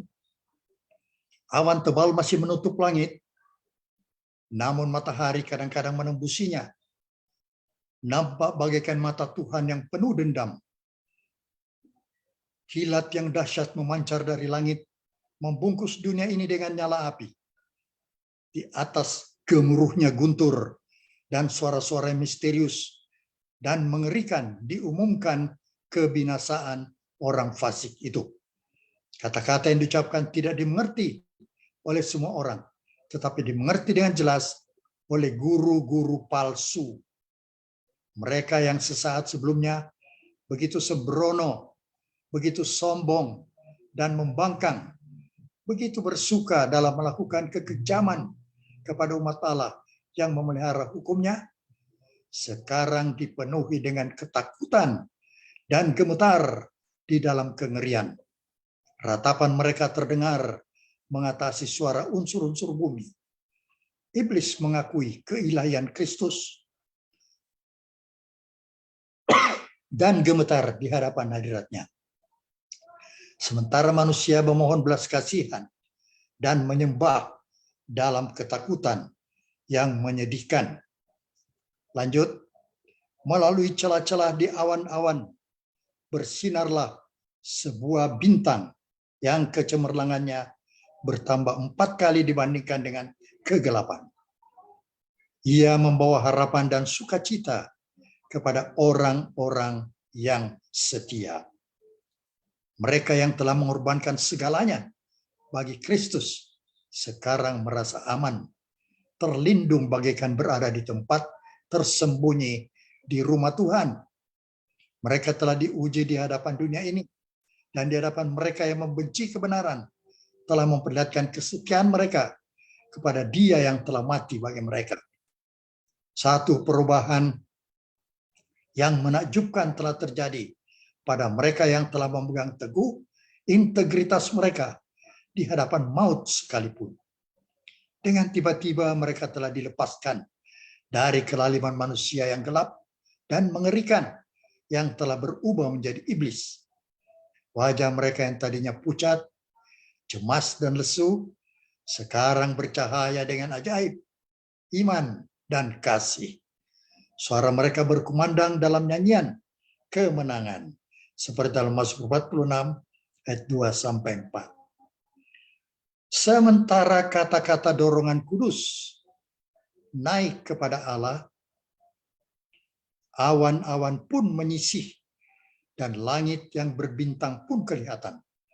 Tak terkatakan kemuliaannya, yang sangat berbeda dengan langit hitam ganas di sebelah menyebelahnya. Kemudian kota surgawi itu terpancar dari pintu-pintu gerbang yang terbuka sedikit. Kemudian tampak di langit suatu tangan yang memegang dua loh batu yang digabung bersama. Nabi itu berkata, langit memberitahukan keadilannya, sebab Allah sendirilah hakim. Mazmur 50 ayat 6. Hukum yang kudus dan kebenaran Allah yang diumumkan dari Gunung Sinai di tengah-tengah guntur dan nyala api sebagai penuntun hidup, sekarang dinyatakan kepada manusia sebagai ukuran untuk penghakiman. Tangan itu membuka loh-loh batu itu, dan di sana tampaklah perintah-perintah 10 hukum itu yang dituliskan seolah-olah dengan pena api. Kata-katanya begitu jelas sehingga semua orang bisa membacanya. Ingatan pun dibangkitkan, kegelapan ketahyulan dan bidat dihapus dari setiap pikiran.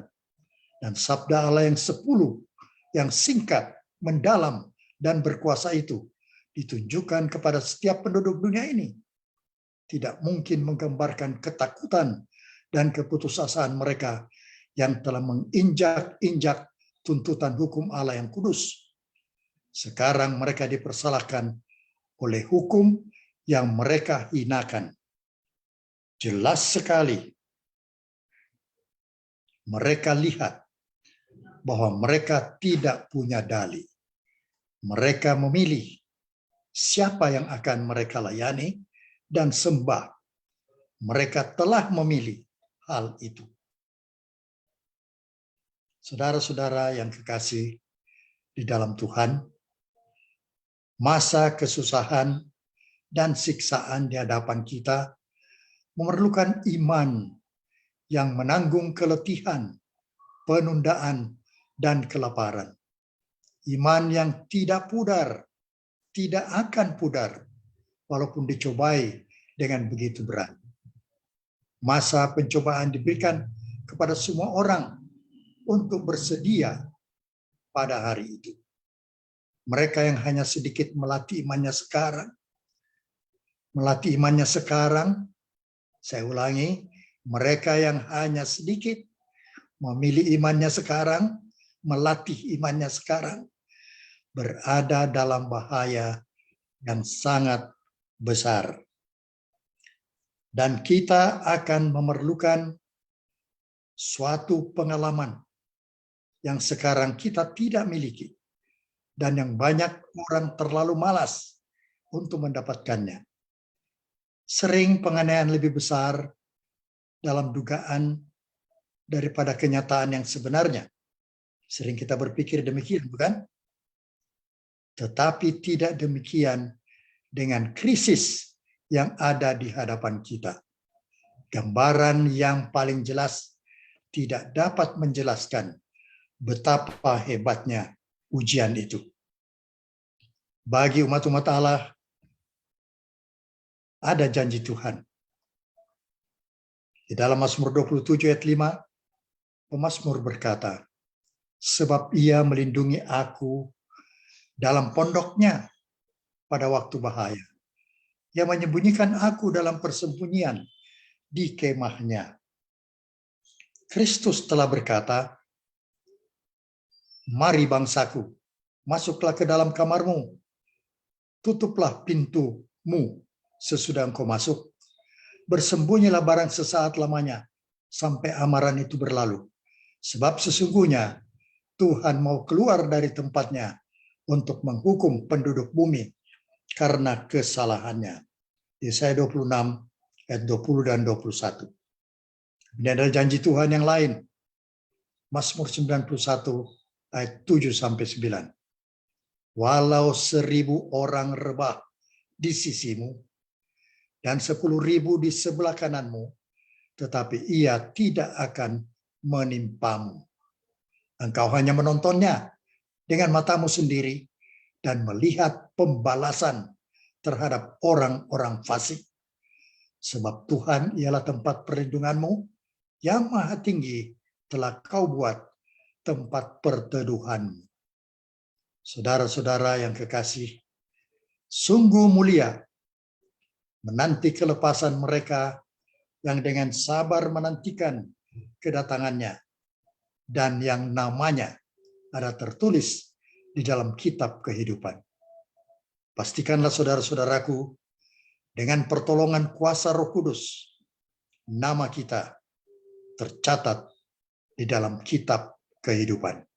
Kiranya Tuhan memberkati kita masing-masing. Saya bawakan dalam nama Yesus. Amin.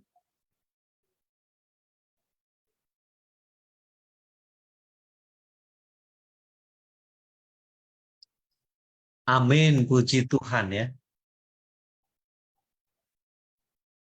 Baik, kita akan mendengarkan satu lagu pujian dari Cecilia Rosalie.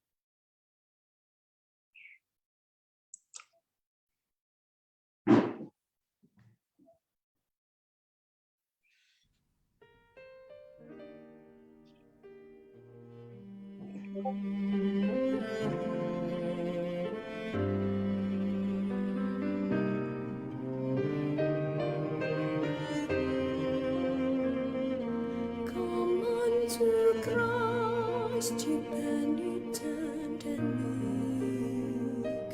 Seek this Jesus of whom the prophets speak. Seek this Jesus whose mercies never cease. Come unto Christ and find in him eternal peace.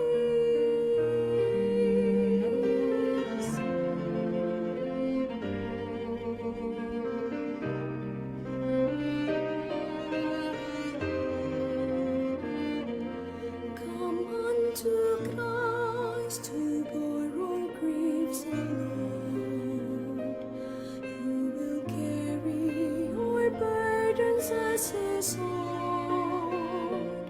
Seek this Jesus and by his love be blessed. Come unto Christ and find in him eternal rest. Come unto Christ, ye sorrowful and frail. Seek this Jesus whose comfort cannot fail. Seek this Jesus and triumph in his might. Come unto Christ, come unto Christ, come unto Christ, abide in him and live. He will bless you with every perfect gift. Seek this Jesus amid the world of strife.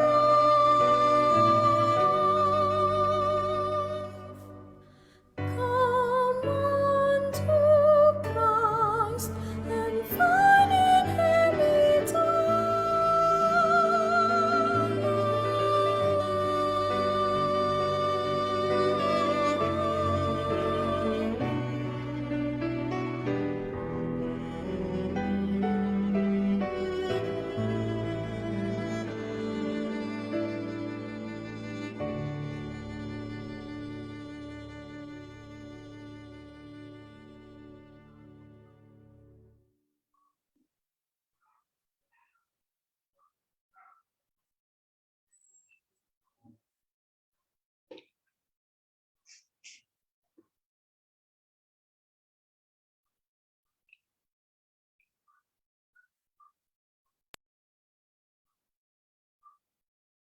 Baik, Bapak Ibu Sobat Oral Channel, masih ada teaser dan beberapa poster yang kita bisa akan saksikan, silahkan.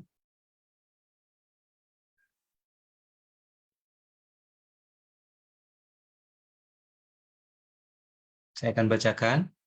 Ada satu poster bisik doa waktu pagi yang akan dipimpin oleh Pendeta Geri Takaria dan lagu pengiring oleh Bapak Tommy Manawan, dan MC akan dibawakan oleh Ibu Melin Arin, dan renungan pagi akan dibawakan oleh Hana Roring.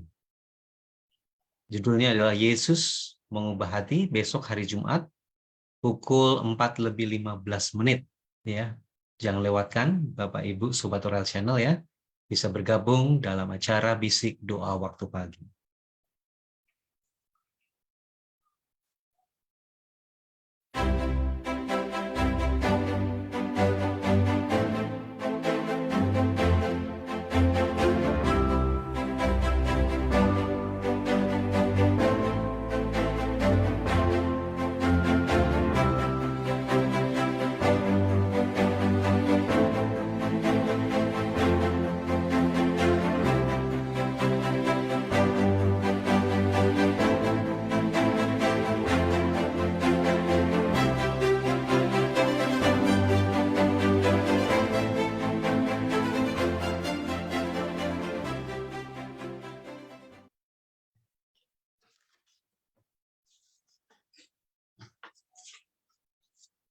Baik, tiba waktunya kita memasuki sesi tanya jawab, dan sebelum kita akan membuka sesi tanya jawab ini, saya akan bacakan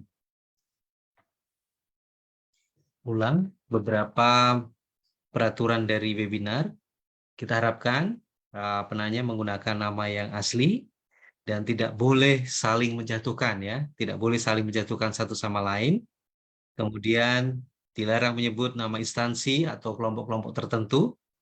Kemudian open kamera dan ajukan pertanyaan secara singkat.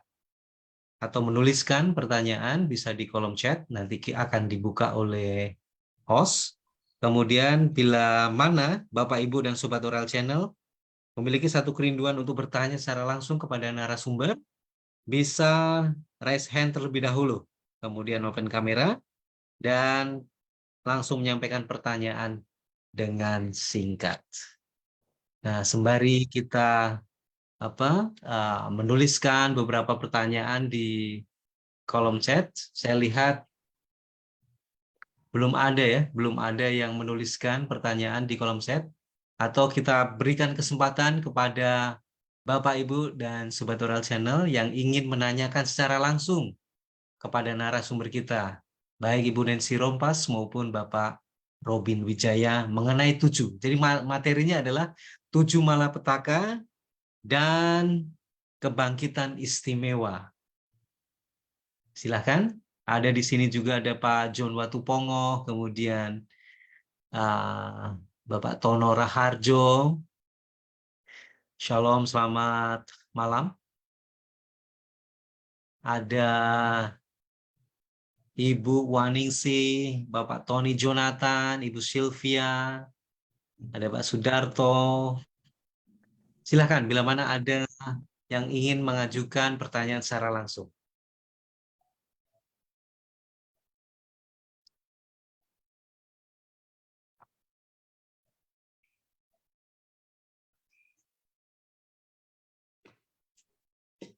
Kalau kita menyaksikan dan mendengar pembahasan baik dari Ibu Nancy Rompas maupun Pak Robin Wijaya, sepertinya mengerikan sekali ya, 7 malapetaka yang terjadi di atas dunia ini. Oke, baik, ada yang sudah menuliskan pertanyaan. Saya akan membacanya dari Ensina Sinaga. Ketika malapetaka ke-7 ditumpahkan, apakah kondisi bumi sudah hancur? Dan bagaimana nasib orang-orang benar? Apakah Tuhan tetap melindungi mereka? Silakan, Ibu Nancy Rompas. Pertanyaan dari Bapak atau Ibu ini ya, Ensinaga. Pada saat malapetaka ke-7 ditumpahkan, apakah kondisi bumi itu hancur dan bagaimana nasib orang benar? Apakah Tuhan tetap memberikan perlindungan kepada mereka? Silakan Pak Robin. Malapetaka. Oh, Pak Robin ya.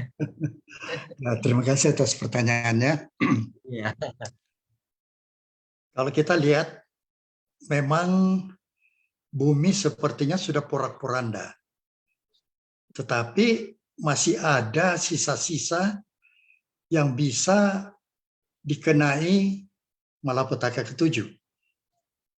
Dan yang perlu diperhatikan adalah pada awal malapetaka ketujuh itu terjadi kebangkitan istimewa.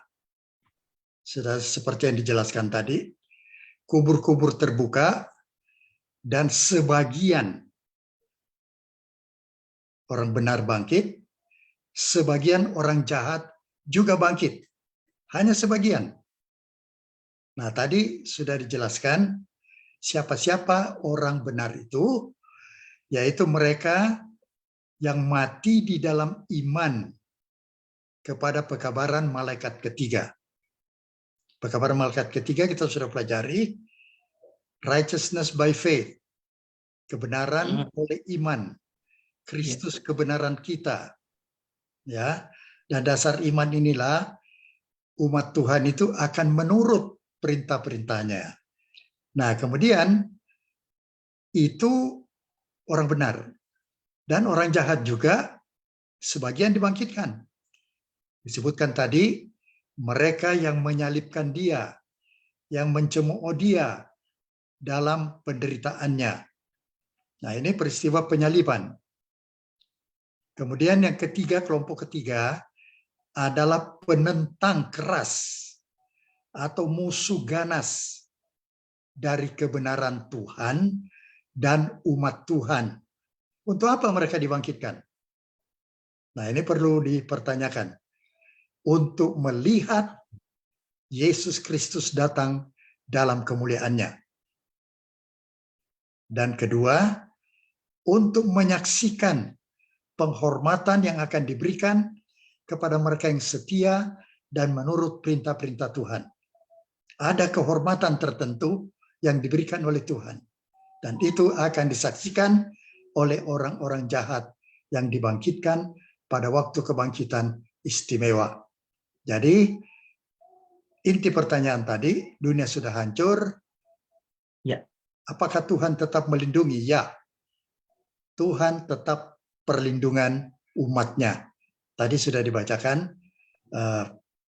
malapetaka sebelumnya, bahkan malapetaka ketujuh, Tuhan akan tetap melindungi umatnya. Terima kasih. Baik, terima kasih Pak Robin Wijaya yang sudah menyampaikan jawabannya. Semoga jawaban ini dapat boleh memenuhi ya pertanyaan dari Bapak atau Ibu Ensinaga. Oke, apakah Pak Harjono ada pertanyaan? Mohon izin Pak. Mohon Sebentar izin, Pak Pak. Harjono Dipongo. Iya, Pak Harjono dulu ya. Silakan Pak Harjono. Iya, Pak Pak Harjono John, dulu. dulu Pak John. Harjono duluan Pak. Silakan Pak Harjono. Ya, yang saya mau tanyakan, yang saya masih bingung, kebangkitan istimewa itu kan barusan diterangkan sebelum Yesus datang kedua kali. Terus bagaimana nasibnya orang yang di dalam kebangkitan istimewa ini nanti pada waktu Yesus datang kedua kali? Kan pada waktu Yesus datang kedua kali ada kebangkitan kan untuk orang-orang yang setia ya. Nah, terus orang-orang dalam kebangkitan yang istimewa ini bagaimana nanti di dalam kedatangan Yesus kedua kali? Apa dia mati lagi gitu atau bagaimana? Itu saja, Pak Robin. Oke. Silakan Pak Robin atau Ibu Nancy ini ya. Jadi apakah kebangkitan istimewa ini itu bagi umat-umat Tuhan, apakah mereka langsung naik ke surga ataukah mereka masih tetap berada di muka bumi ya sembari mereka menunggu kedatangan Yesus yang kedua kali? Silakan Pak Robin. Ya. Mereka yang dibangkitkan, yang tergolong orang benar, itu menunggu kedatangan Yesus yang ditulis dalam Roh Nubuat tidak lama setelah kebangkitan itu. Nah, mereka tetap hidup, tidak merasakan mati lagi, dan akan melihat kedatangan Yesus yang kedua kali dalam keadaan hidup. Karena sudah dibangkitkan, toh? Ya, ya. Dan ada anggapan, ini saya mau jelaskan sedikit, orang benar yang dibangkitkan pada kebangkitan istimewa akan bergabung dengan kelompok umat Allah yang masih hidup, tidak mengalami kematian. Dan mereka semua ini disebut living saints, orang kudus yang hidup, termasuk 144.000. Nah, inilah yang akan hidup-hidup menyambut Yesus datang. Sambil menunggu kebangkitan secara umum dari umat Allah sejak Adam sampai Yesus datang. Ya. Kemudian ada satu hal yang ingin saya sampaikan. Mereka ini yang tergabung dalam 144.000 disebut living saint. Dan ini terjadi sesudah kebangkitan istimewa. Mereka akan mendengar suara Allah yang menyatakan hari dan jam kedatangan Yesus. Ini orang umat Allah yang hidup akan mendengar suara Allah mengumumkan jam, hari dan jam kedatangan Yesus, dan akan mengulangi perjanjian kekal dengan umatnya, Tuhan dengan umatnya. Nah, itulah kemuliaan yang diberikan kepada orang benar yang bangkit dalam kebangkitan istimewa yang akan disaksikan oleh kelompok orang-orang jahat tadi. Ya, jadi mereka tetap hidup, tidak mengalami kematian lagi sampai mereka bangkit sudah dalam tubuh yang tidak dapat mati. Bangkit dalam tubuh yang tidak dapat mati.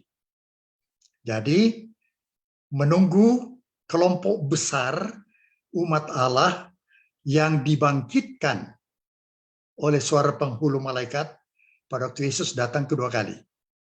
Dan bersama-sama dengan orang yang hidup diubahkan lalu diangkat ke angkasa menyongsong Yesus Kristus. Lalu bersama-sama naik ke surga. Demikian, saudara. Terus mengenai orang-orang yang menikam Yesus itu, jadi yang mengolok dan lain sebagainya, itu nasibnya bagaimana? Kan dia dibangkitkan istimewa untuk melihat kan? Ya. Kedatangannya. Itu bagaimana, Pak Robin? Loh, mereka akan bersuka cita melihat kedatangan Yesus. Karena inilah yang ditunggu-tunggu sebenarnya. Nah, yang ini maksudnya yang membunuh Yesus. Oh. Ya. Mereka mengalami mati lagi. Mati lagi. Jadi orang jahat itu dibunuh oleh kemuliaan Yesus Kristus. Mereka tidak tahan melihat. Dan dibunuh oleh kemuliaan Yesus Kristus. Mati. Ya. Saya tak dengar tadi orang jahat. Orang jahat. Ya itu. Ya. Terima kasih Pak Ruben. Ya, jelas. Ya. Oke, Pak Hadi Saputro ya. Sudah cukup jelas ya. Ada tambahan dari Ibu Nancy Rompas? Ya, kurang lebih sama ya tadi. Kebangkitan khusus itu dalam Wahyu 20 ayat 6, Daniel 12 ayat 2, Wahyu 1 ayat 7, juga di kemenangan akhir 678 sampai 679, juga ada di Maranatha ya, 279 sampai 280. Nah, mereka mengalami kebangkitan kan, lalu akan mengalami kematian yang kedua itu tadi karena tidak tahan dengan kemuliaan Yesus yang bercahaya. Jadi semua orang jahat, baik yang masih hidup dan juga yang bangkit tadi untuk melihat kemuliaan Tuhan akan mati lagi. Bagi orang jahat yang tadi masih hidup berarti dia kematian yang pertama. Bagi kelompok yang penyalib dan penentang tadi berarti kematian yang kedua. Makanya nanti ada lagi yang disebut kematian ketiga kan, kita tahu ya, ketika setelah setan dirantai 1000 tahun dan Yerusalem baru turun itu ya. Nah, itu disebut kematian ketiga. Nah, lalu kalau setelah Yesus mulai turun dari pertama segumpal awan hitam yang sebesar setengah kepalan tangan, nah itu akan disaksikan oleh orang-orang tadi yang masih hidup dan yang dibangkitkan khusus tadi. Lalu ketika ya Yesus sudah di awan-awan ya, dan dia mengangkat tangannya dan dia mengatakan bangun-bangun, disitulah kebangkitan pertama dari seluruh umat Tuhan, dari umat-umat setia dari segala zaman termasuk Adam ya. Seperti itu. Itu akan dibahas Oke. kalau Tuhan berkenan minggu depan. Ya, pertemuan berikutnya. Ya, lebih menarik lagi ya. Saya lihat di kolom chat ada 2 pertanyaan dari Pak Renot Malingkas dan Ibu Sheni Marwanaya. Namun saya lihat juga di Zoom ini ada Pak John Watupongo. Saya berikan kesempatan kepada Pak John Watupongo ya karena sudah resen dari tadi. Silakan Pak John, pertanyaan singkat saja. Terima kasih Pak Fajar, sama Ya. mohon izin bertanya pada Ibu Nancy dan Pak Robin sebagai narasumber. Pertanyaan saya ada 3 ini, tapi singkat-singkat. Silakan Pak John. Yang pertama tadi disinggung mengenai Mikael. Mikael itu turun dari surga untuk berperang, ya. Nah, Mikael ini diibaratkan siapa ini? Malaikat apa Tuhan Yesus? Kalau seandainya ini Tuhan Yesus mengajarkan di Galatia itu buah roh ya, damai sejahtera lah dan seterusnya. Itu pertanyaan saya yang pertama. Kemudian ada tanda binatang tadi. Tanda binatang dan meterai. Tanda binatang itu ditujukan kepada siapa sebenarnya ini? Apakah ditujukan kepada gereja-gereja yang murtad atau gereja-gereja palsu atau bagaimana? Dan materai itu ditujukan kepada gereja-gereja. Apakah begitu, Pak? Atau Ibu? Bu Nasi. Yang ketiga, mana yang ketiga lagi nih?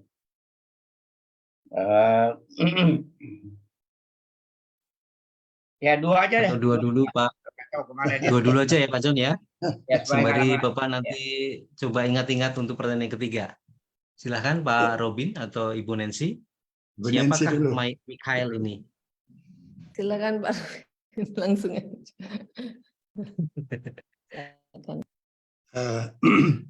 Nama Mikael itu digunakan oleh Yesus saat peperangan terjadi. Jadi dimulai peperangan di sorga melawan naga, si ular tua, iblis atau setan dengan malaikat-malaikatnya. Itu terdapat dalam Wahyu 12 ayat 9. Wahyu 12 ayat 9 ya. Nah, apa buktinya Yesus itu adalah Mikael? Mikael itu adalah penghulu malaikat.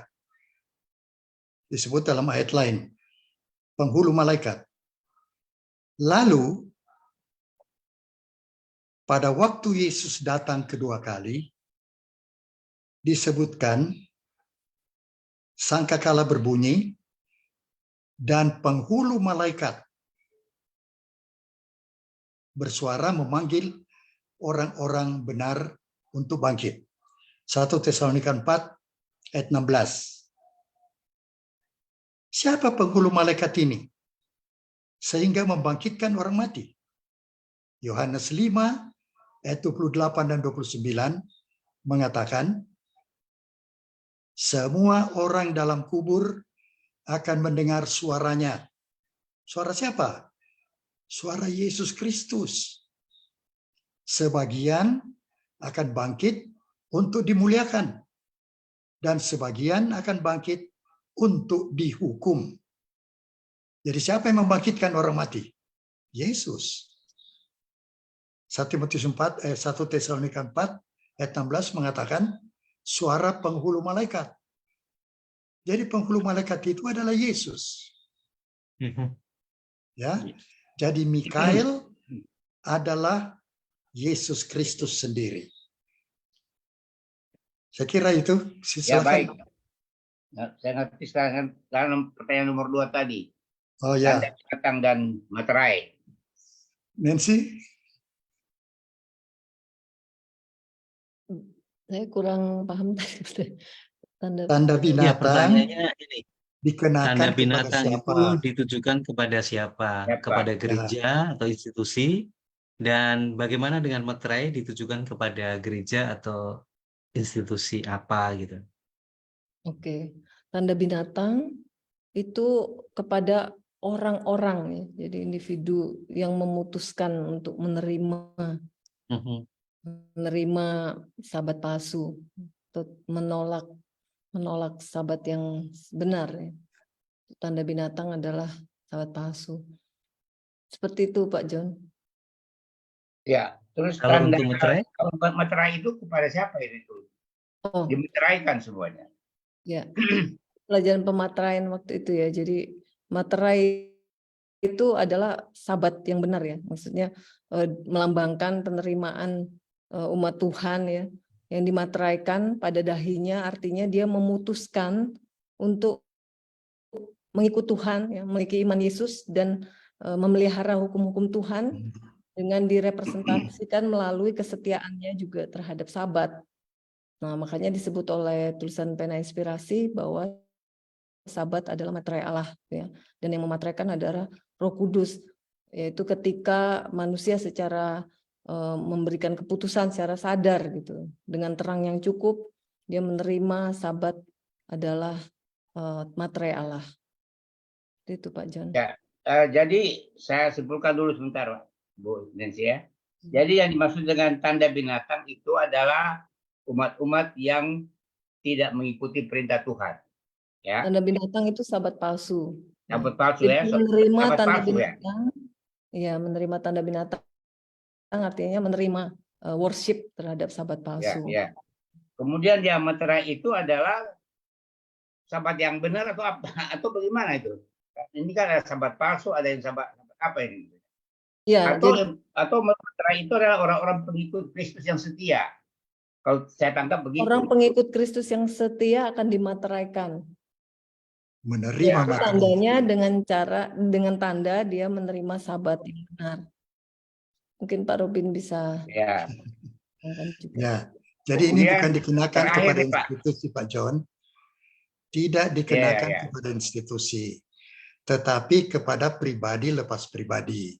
Jadi orang itu harus memilih antara tanda binatang dan materai Allah. Nah, tanda binatang itu adalah sahabat palsu. Sedangkan materai Allah adalah sahabat Tuhan Allah yang benar sesuai dengan hukum.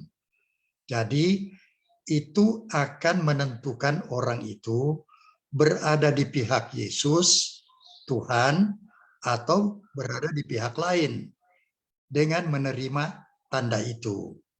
Begitu Pak John. Baik, saya paham sekarang. Yang ketiga terakhir tadi sudah dapat apa yang saya mesti tanya ini. Itu mengenai umat sisa. Umat sisa ini ditujukan lagi kepada siapa ini sebenarnya? Terima kasih. Itu terakhir saya. Saya jawab. Umat sisa terdapat di dalam Wahyu 12 ayat 17. Ya. Wahyu 12 ayat 17 hanya disebutkan keturunan perempuan yang lain. Tetapi dalam King James Version, bahasa Inggrisnya, itu adalah the remnant, umat yang sisa, yang terakhir. Jadi ada umat Tuhan yang terakhir, yang setia kepada Tuhan sebelum Yesus datang. Itu terakhir. Nah, terakhir ini mempunyai ciri-ciri yang sama dengan yang sebelumnya. Jadi memiliki iman yang sama. Begitu. Jadi tanda dari umat yang sisa itu memelihara hukum-hukum Allah dan memiliki kesaksian Yesus. Kesaksian Yesus di dalam Yohanes 19 ayat 10 adalah roh nubuat. Roh nubuat. Ini adalah karunia rohani, karunia roh untuk membangun, menasehati, dan menghibur umat Tuhan. Itu karunia roh yang disebut roh nubuat. 1 Korintus 14. 1 Korintus 14 ayat 3. Jadi dengan demikian ciri-ciri umat Tuhan yang sisa memelihara hukum Allah dan memiliki kesaksian Yesus atau roh nubuat. Di dalam Wahyu 14 ayat 12 hampir sama. Disinilah perlunya ketekunan orang-orang kudus, yaitu yang memelihara hukum-hukum Allah dan iman Yesus. Itulah ciri-ciri umat yang sisa. Demikian Pak John. Ya, jadi saya mengambil satu kesimpulan kesimpulan saya sendiri nih, bahwa umat sisa tidak berhubungan dengan institusi lagi kan?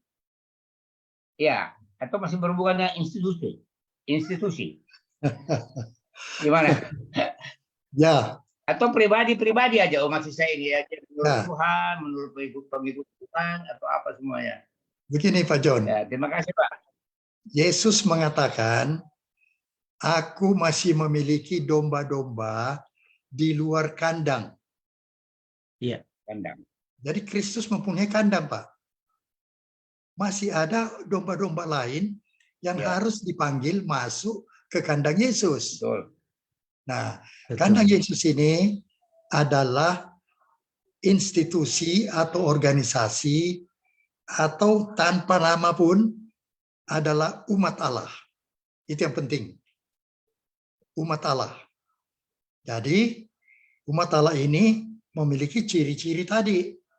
Dan ini harus disuarakan dengan suara nyaring kepada saudara-saudara kita yang masih ada di luar kandang, kata Yesus. Supaya mereka bersatu, menjadi satu kawanan di bawah satu gembala. Demikian Pak John. Baik, terima kasih Pak Robin sama Ibu Nancy. Pak Fajar, terima kasih juga sudah beri kesempatan. Iya, terima kasih Pak John Watukongo. Saya akan bacakan pertanyaan berikutnya, Pak Robin dan Ibu Nancy ya, yang ada di kolom chat. Dari Bapak Reynold Malingkas, apakah kita yang masih hidup akan dihakimi atau menunggu setelah kita meninggal baru dihakimi? Bagaimana kita yang masih hidup mengetahui apakah kita sudah dihakimi atau belum? Wah, ini berkaitan sekali ya dengan penghakiman pra-advent ini. Silakan Pak Robin. Ini penghakiman pemeriksaan berarti ya? Iya. Ya, kita pernah pelajari penghakiman pemeriksaan ya. Jadi penghakiman pemeriksaan yang pasti dimulai dari 1 Petrus 4 ayat 17 ya. Dimulai dari rumah Allah sendiri. Dan dimulai dari orang-orang yang sudah beristirahat dan kemudian berlanjut kepada orang-orang yang masih hidup. Lalu setelah, yaitu dari dalam rumah Allah sendiri, artinya dari umat-umat Tuhan sendiri yang sudah mengetahui kebenaran yang tercatat dalam kitab kehidupan. Nah, lalu akan berlanjut kepada orang-orang yang belum mengenal kebenaran atau orang-orang jahat seperti itu.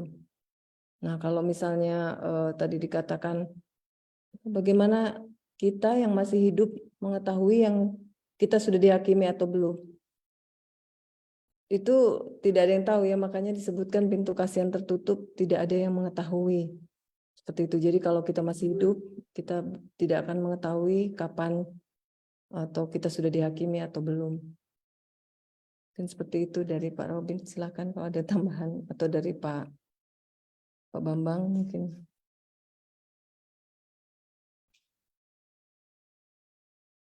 Silakan Pak Robin. Oh.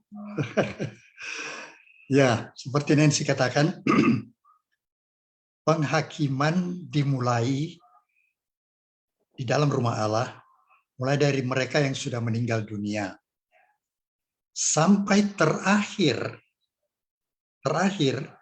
dekat dengan pintu kasih yang tutup, barulah orang-orang umat Allah yang hidup itu dihakimi. Mengapa perlu demikian? Karena kalau sudah dihakimi terlebih dahulu, sebelum pintu kasih yang tertutup, sudah dinyatakan dia selamat, atau tetap namanya dalam kitab kehidupan, setan akan menuntut. Kenapa sudah diputuskan?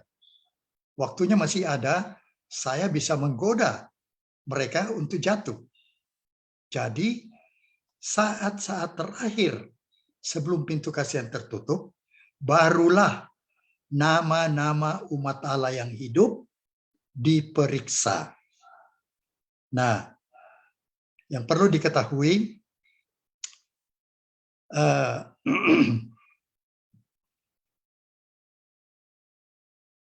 baik yang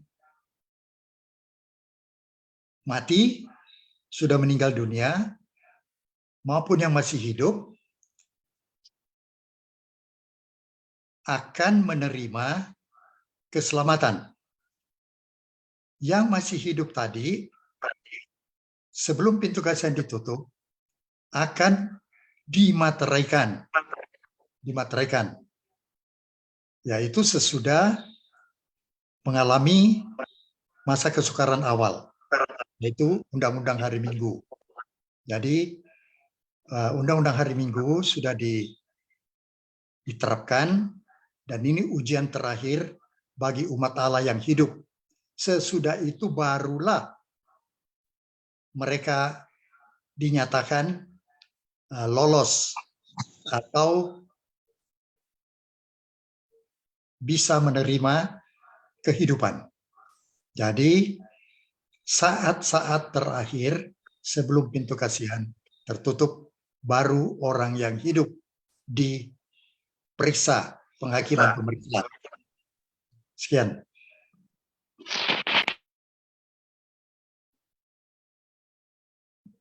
Oke, semoga itu bisa menjawab ya pertanyaan dari Bapak Renold Malikas.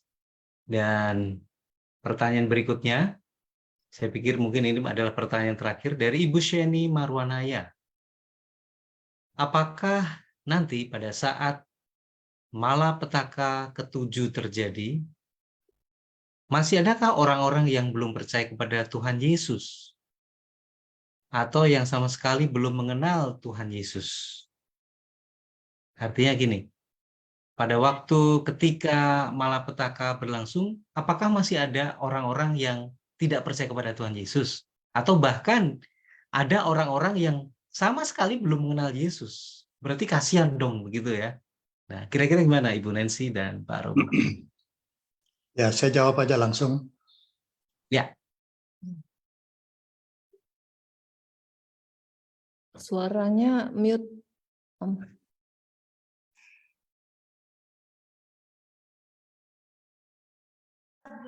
Ya, pada malapetaka ke-7, orang-orang jahat yang masih hidup itu sudah pernah diamarkan melalui seruan nyaring yang terakhir. Ya, jadi mereka itu boleh disebutkan sudah menolak beriman kepada Yesus atau menurut perintah-perintahnya. Sudah menolak. Jadi tidak ada lagi yang dibilang mau percaya kepada Yesus. Jadi begitu sudah menolak karena mereka sudah mendapat pekabaran kebenaran, tetapi mereka tidak mau menurut. Dan itulah yang akan terus hidup sampai malapetaka ke-7, kalau mereka masih hidup.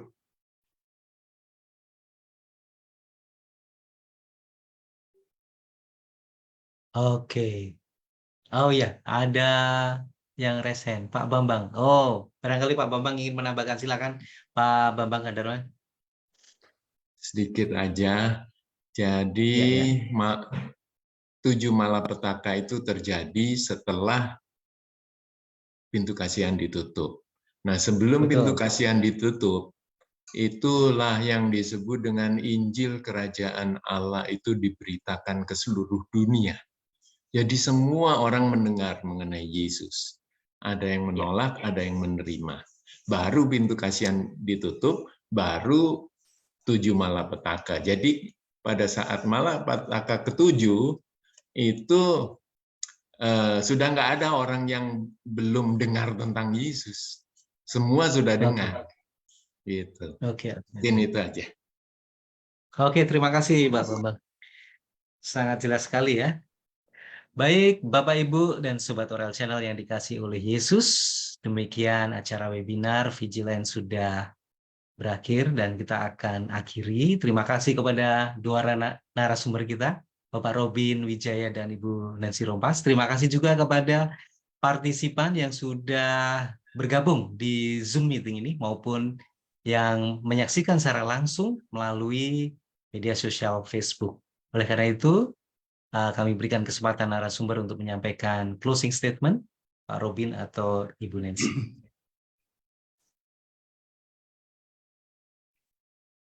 Silakan Pak Robin. 7 malapetaka ini menggenapi amaran atau pekabaran malaikat ketiga. Jangan menyembah binatang dan patungnya, atau menerima tanda di dahi atau di tangan, karena kalau itu terjadi, mereka akan minum dari anggur cawan murka Allah yang tanpa campuran. Anggur murka Allah inilah bentuknya 7 malapetaka. 7 malapetaka. Jadi merupakan juga pembalasan dari Tuhan terhadap musuh-musuh kebenaran dan musuh-musuh umatnya. Nah, itu bagi orang luar.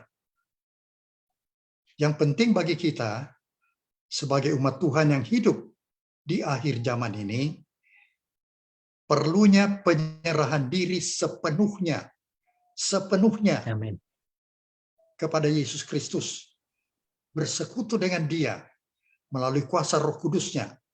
Merendahkan diri, mengakui dosa-dosa, dan meniru kehidupan Yesus, teladan Yesus, sifat-sifat Yesus oleh kuasa Roh Kudus. Kita akan diubahkan menuju arah itu. Dan pada akhirnya kita akan membawakan pekabaran, seruan nyaring yang terakhir, pekabaran malaikat ketiga, untuk mengamarkan kepada dunia dan memanggil orang masuk ke dalam kandang Kristus sambil menunggu kedatangan yang kedua kali. Menerima materai dan pintu kasihan tertutup. 7 malapetaka adalah malapetaka, bela, celaka bagi orang-orang yang menolak kasih karunia Allah. Tetapi bagi mereka yang menerima, perlindungan Allah dijanjikan bagi mereka. Inilah pengharapan kita yang diperlukan iman di dalam kesulitan, di dalam kelaparan, di dalam penantian. Kita tetap bertahan karena bergantung kepada Tuhan. Dialah perlindungan kita. Amin. Amin. Puji Tuhan. Baik, waktu berikutnya saya berikan kepada MC kita, Ibu Melin Aryan. Kita puji nama Tuhan untuk webinar yang sudah kita dengarkan bersama-sama ya. Terima kasih Pak Fajar Yulistio sebagai moderator yang sudah memandu acara ini. Dan terima kasih kepada kedua narasumber kita dan kepada kita semua yang hadir pada malam hari ini ya. Marilah kita agar terhindar dari segala macam malapetaka, 7 malapetaka itu, kita tetap menjadi umat-umat yang trust and obey. For there's no other way. Kita hanya percaya dan kita menurut apa yang sudah difirmankan. Karena firman Tuhan itu ya dan amin. Sebagai doa tutup akan dibawakan oleh Ibu Nancy Rombos.